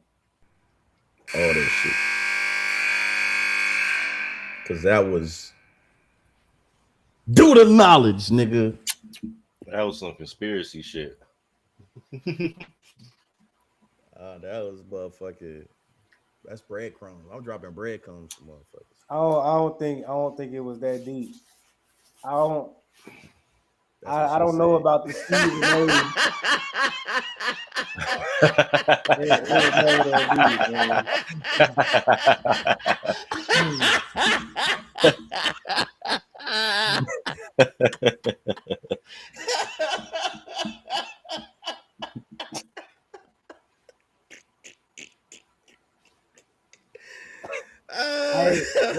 What did he say? I didn't even hear what you said. You heard. I was talking. I didn't even hear you. I was talking. I said that's what she said. Not to me. Hey, but I don't think it was that deep as far as.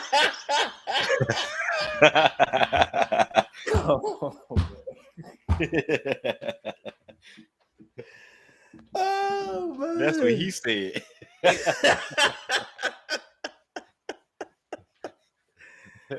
Oh man. All right, man. Just skip that part. Go with Tried to make him feel good. Yes, it was. His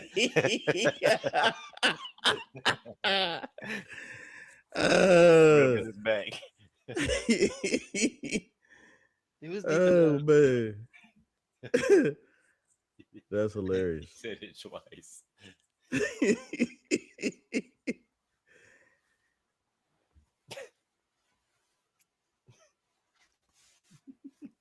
All right, man, go ahead. Just don't say that part. I lost my train of thought.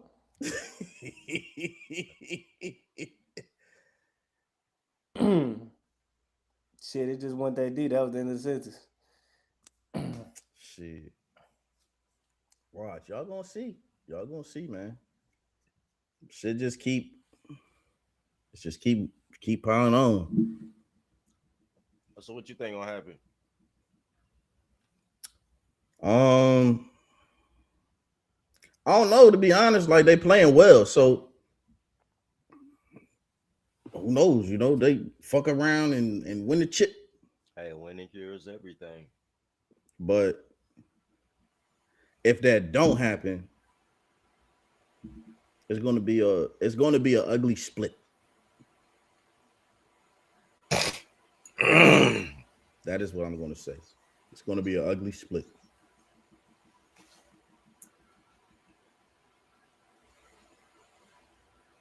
Yeah, this Magic Johnson fault. He shouldn't have never joined the Lakers and then went to go visit LeBron in the middle of the night. And then quit on a nigga. I'm not gonna be here. Right. That shit is like, I ain't never gonna forget that, nigga said. No, sir. Not me.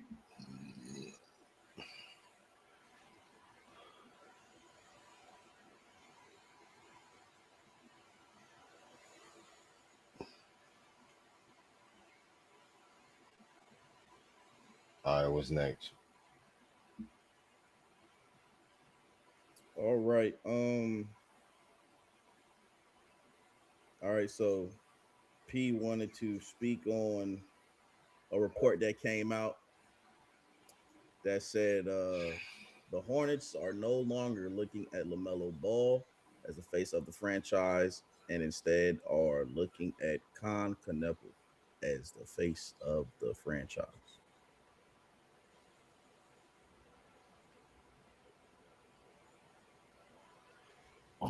Hey, man.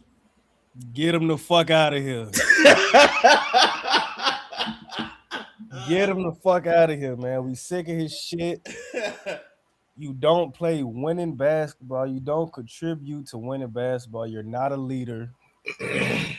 You don't know how to lead, especially as a point guard on the court.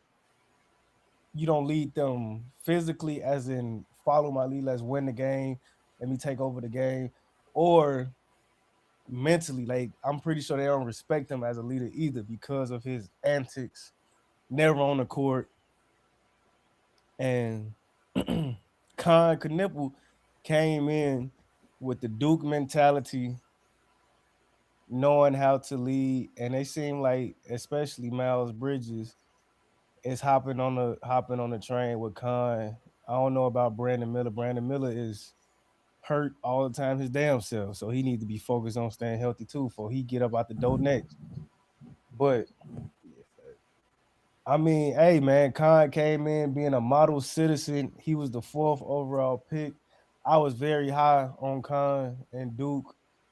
I thought he played exceptional, especially next to Coop, but I didn't expect him to come in the league averaging 18 points, shooting 40 from 3. I would be lying if I said I thought he was gonna come in the game and start hooping like that. I didn't expect him to be the man. Shit. It wasn't no man in Charlotte. I think it made it probably easier, because when he got there, he probably seen how the operation was being run with LaMelo behind the wheel. He was like, "Oh, I'm finna take this shit over." He probably came in you know how them niggas from Duke, they come in the league NBA ready. You know, he has all the tools. He's slightly athletic for a white guy. Slightly athletic. He got some wiggle to him. He can ball handle. He plays make, shot create. Haven't seen too much defense, but I haven't seen anything bad about the defense. But hey, it's looking like a nice cornerstone. At least something to build around. I say him and B Miller. But B Miller can't even stay on the damn court. But with him, the only good thing really what's fucking this shit up. Brandon Miller, because I feel like LaMelo is definitely halfway out the door, but it's just that Brandon Miller can't stay on the damn court. So they not really able to third wheel LaMelo. You know what I'm saying? So it's like I said when they drafted him that was the right pick because he's gonna come in to get all that dumb shit out of there. And a lot of that dumb shit is looking like about to get out of there. He is the dumb shit. LaMelo is the dumb shit. Yeah, but you know how like I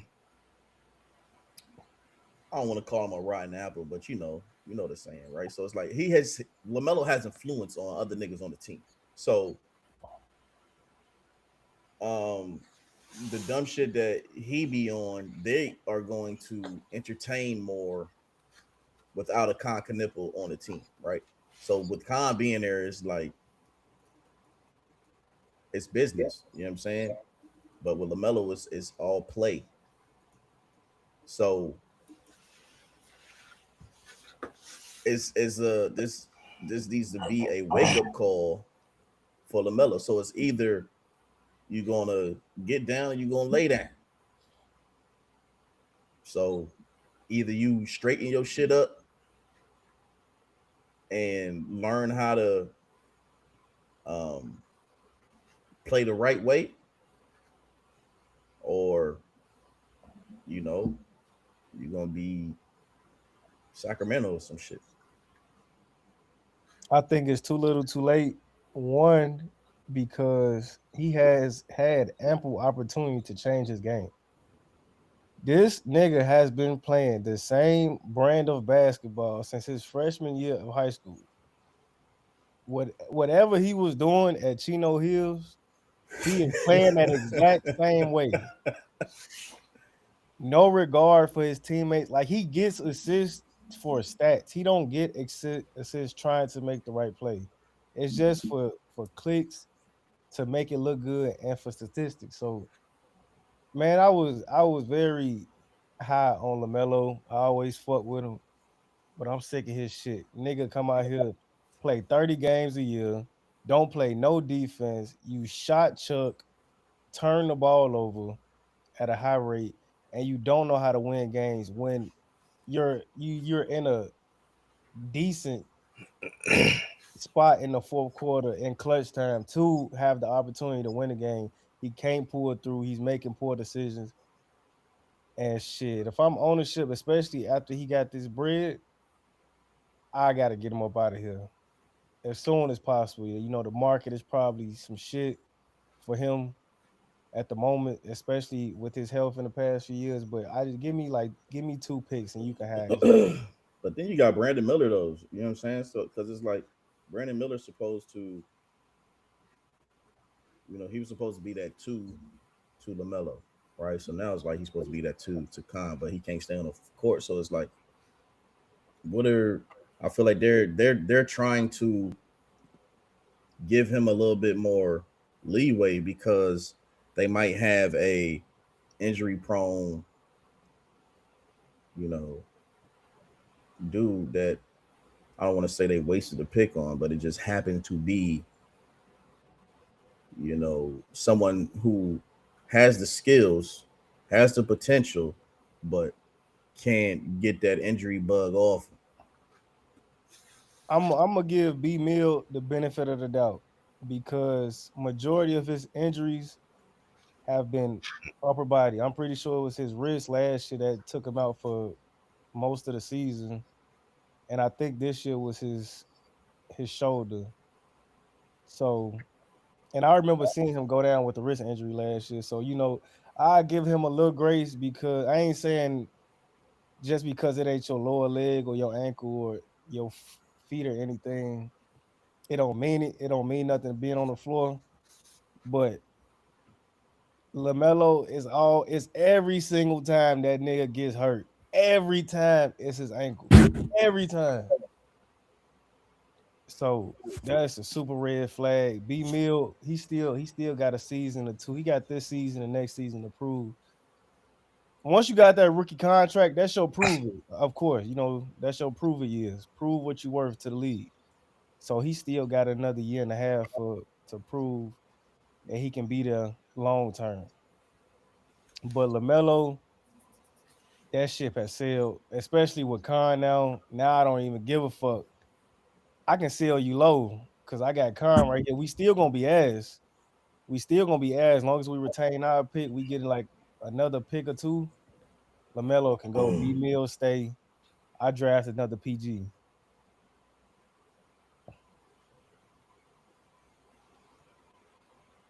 All right, Dux, what you got? You got anything to add on that?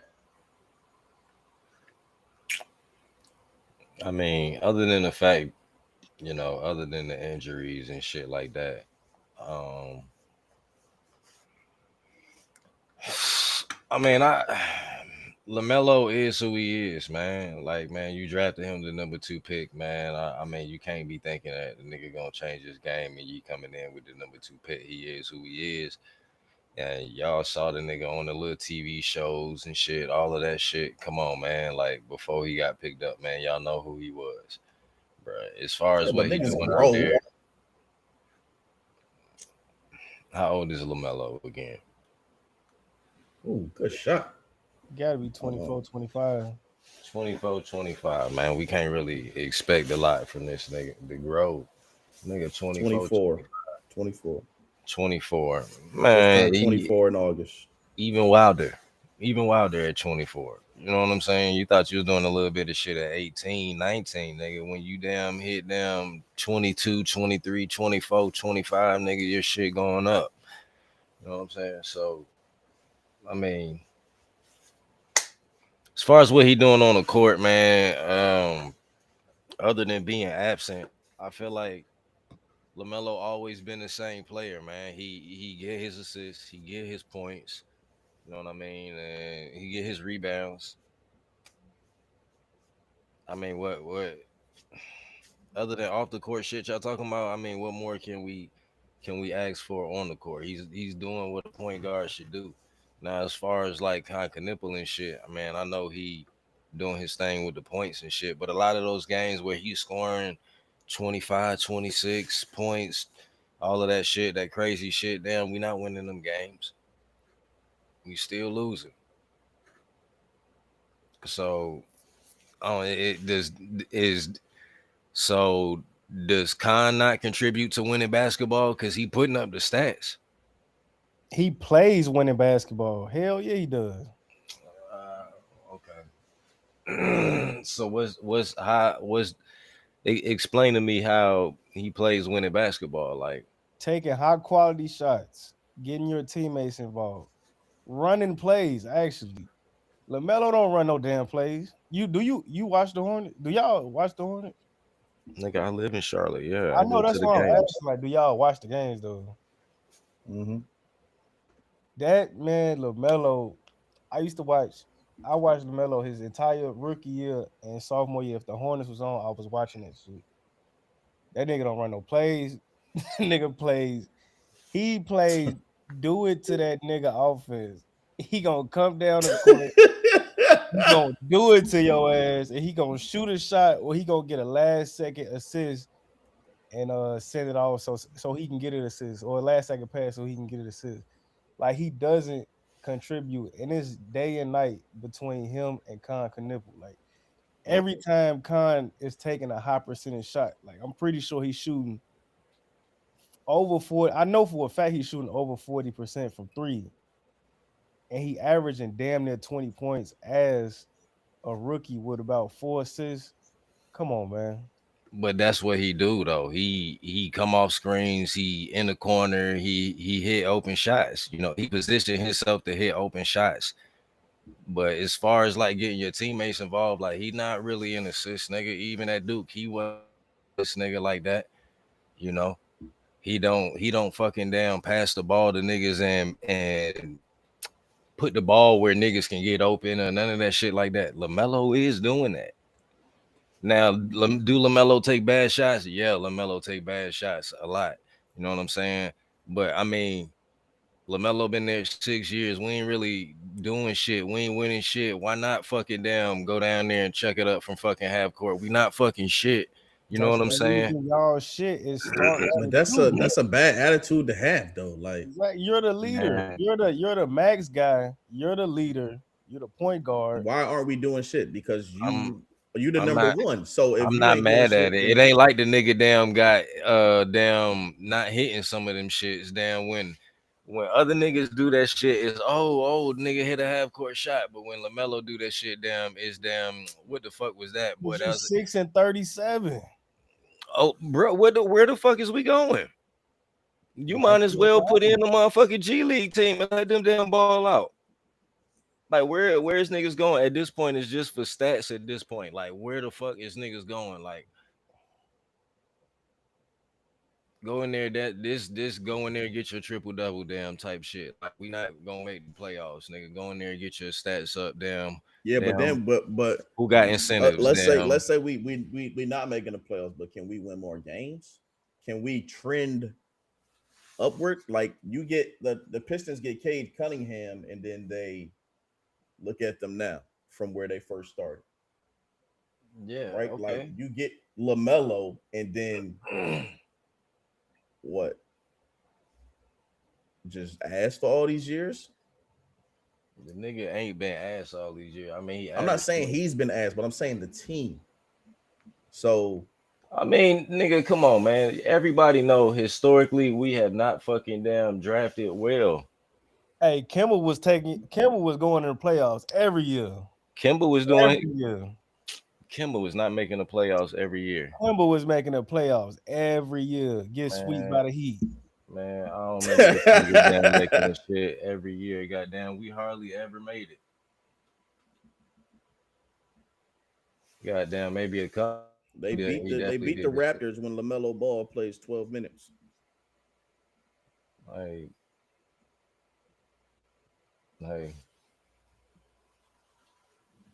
A lot of the times they go on runs when he is not on the floor. I'm just saying. Come on, bro. We still losing these games, man. The games that he not playing in, we still losing these games. The games that he playing in, it's around. We averaging around the same points from the games that he playing in and the games that he not playing in. Yeah, but what's the difference on the other team scoring? I don't know, but you talking about defense. We talking about them getting your teammates involved and I'm also talking about shots. Pace. I'm also talking about shot chucking, because all that shit matters. Like if you take a bad shot within the first 7 seconds and then the team goes down there and they fucking score, that's on you, right? If you're not using majority of the 24-second shot clock to find the best shot possible, then yeah, you might be scoring the same amount, but you're contributing more to the other team scoring when you bailing them out with bad shots, early bad shots, late bad shots. It don't matter, bad shots, and they off to the races.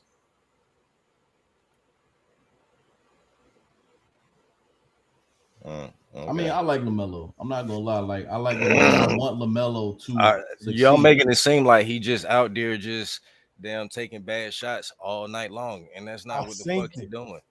I'm not saying he's taking bad shots all night long, but what he's doing is, yeah, they lost.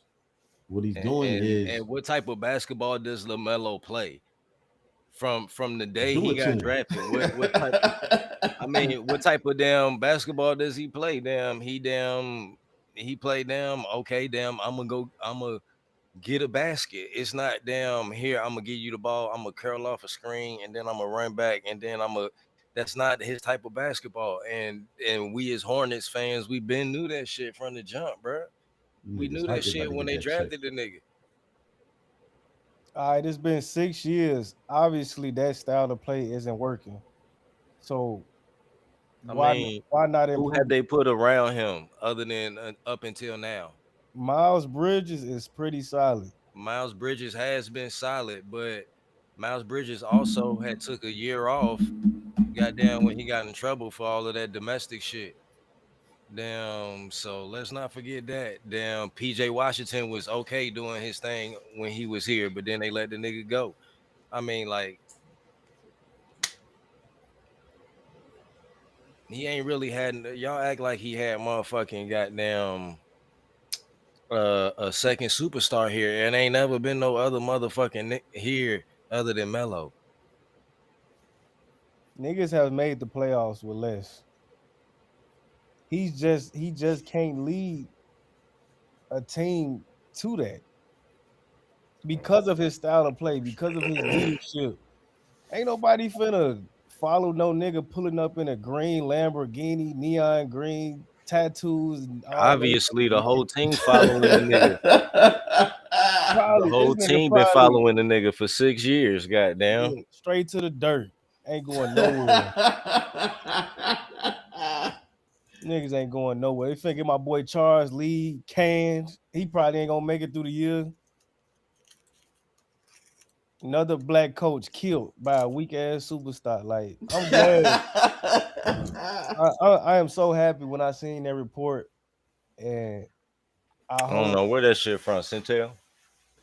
I hope his ass. I hope he gets traded so he can know like this shit is real, and maybe that can wake him up. But I think he's so comfortable in Charlotte, and he think it. What he think is his team.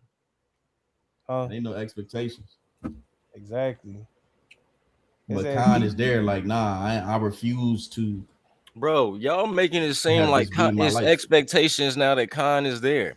There's no fucking expectation still with Khan is there. Khan is not but what I'm saying is that Khan had, like I've been saying from the jump, Khan has the mentality of I'm not just going to be out here caring about a damn check and losing every night. That's not what I want to do. He's a winner. He plays like a winner. Like you can look at him and tell like he's a winner. Like that nigga refused. Maybe he just ain't into the shit that LaMelo into. LaMelo probably with that nigga. He just want to come in and hoop. He a rookie too.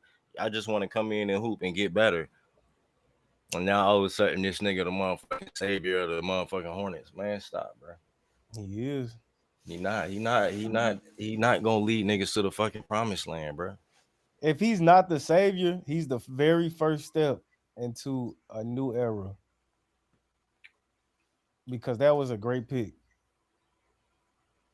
I mean, yeah, okay. Yeah, it was a good pick, but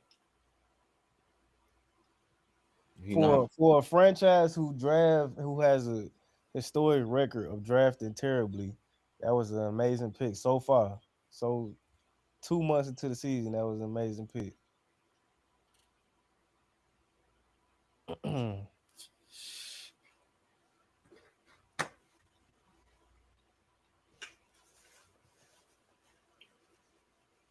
All right. We'll see. Trade deadline. Couple months. We'll see if he makes it. All right. Breaking news. Knicks just won the NBA Cup. That was a good game. It's always good to see the players play hard.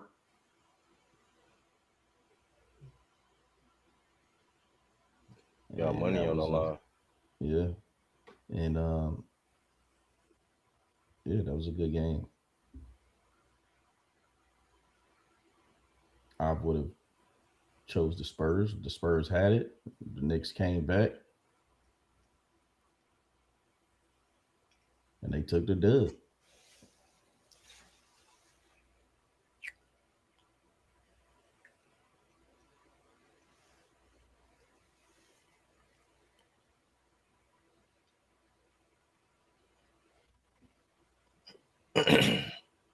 All right. Congratulations. Also, some breaking news today. Terrence Crawford retired. Hung up the gloves. Said he has nothing else to prove. He out in Dubai with, little lady friend. He married, bro. Why you snitching? Man, he know where he is. If I saw it, she saw it. I don't even think they might still be married, but Terrence Crawford just said, I know you had all my babies, but nobody had babies with some others. When he get on, he leave your ass for a white girl. It was a white girl? Yeah, she was white. Yeah, bitch, she was weak too. Weak and white. That nigga from Nebraska. Oh man. Apparently, Canelo was trying to get a rematch. Crawford said he wanted 100 M's. And I guess that's not happening. So he like, hey, no, what more do I have to do?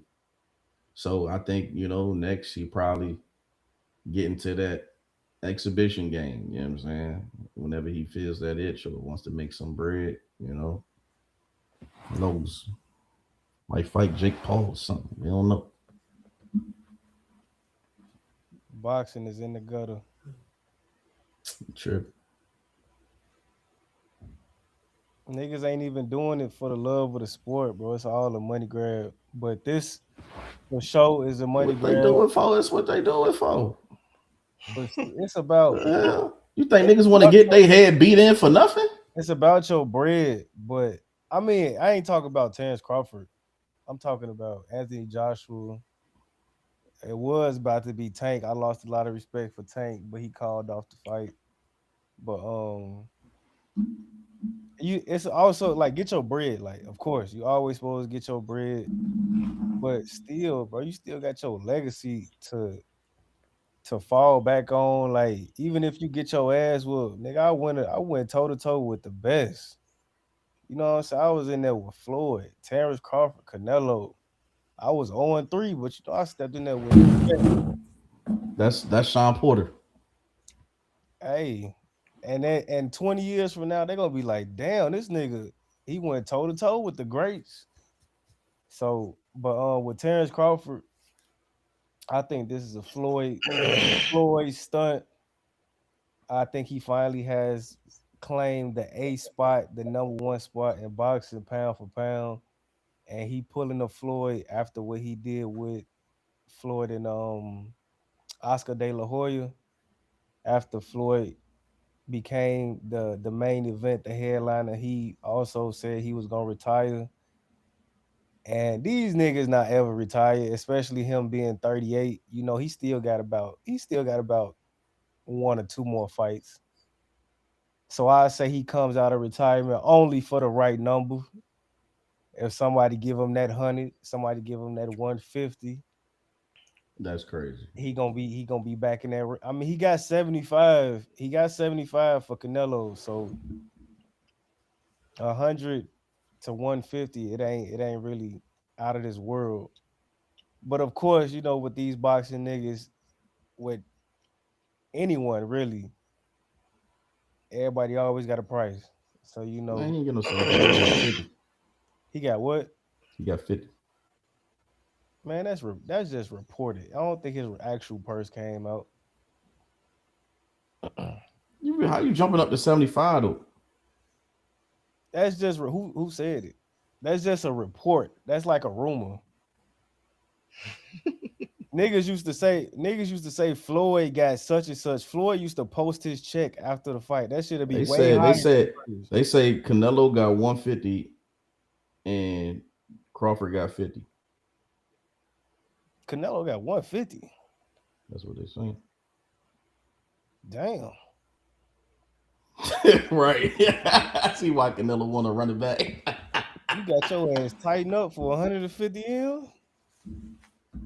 Damn. But like I was saying, with anybody, the price is right. So he gonna get back in the field once somebody give him the number that he looking for. Could be 100. Shit, if Canelo got 150, hell yeah, then I want 150. Shit, now give me 2, cause I tightened it up. I got his ass together, so give me 2. Man. Yeah, shout out Crawford. He one of my favorite fighters. I was following Crawford from the beginning. I remember I was watching him when my first daughter was born. That was, over 10 years ago. And I was holding her, and I was watching the fight, and I was like, "Yo, he gonna be one of them ones." There we go. Now you come look at the date. He one of the best. He up there. So, shout out to Crawford. Hey, he feel like he should hang it up. He did a lot, man. Whoop a lot of ass. He was excited. I always liked his fights. And when it came down to it, when they said, "Yo, you can't beat this dude," he went and did it. You can't beat this dude, do it again. So Crawford, man, one of my favorite fighters, yo. So the boxing game, especially me, I'm gonna miss you, but Father Time is undefeated. You feel like it's time to hang it up. It is what it is. You got a bag. You out. You know what I'm saying? You loving life right now. I ain't mad at you. Lead the game for the game. Lead you.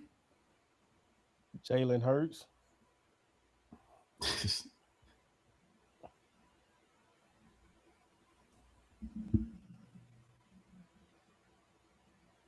All right. So, do you want to do that 25 ranking or no? Because that was the last thing. No, what's the time on the show? 2 out? No, we ain't gonna do it.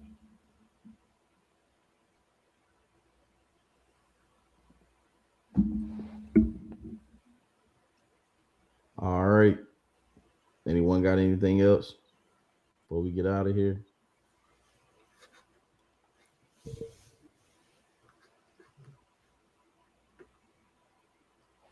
Free R. Kelly.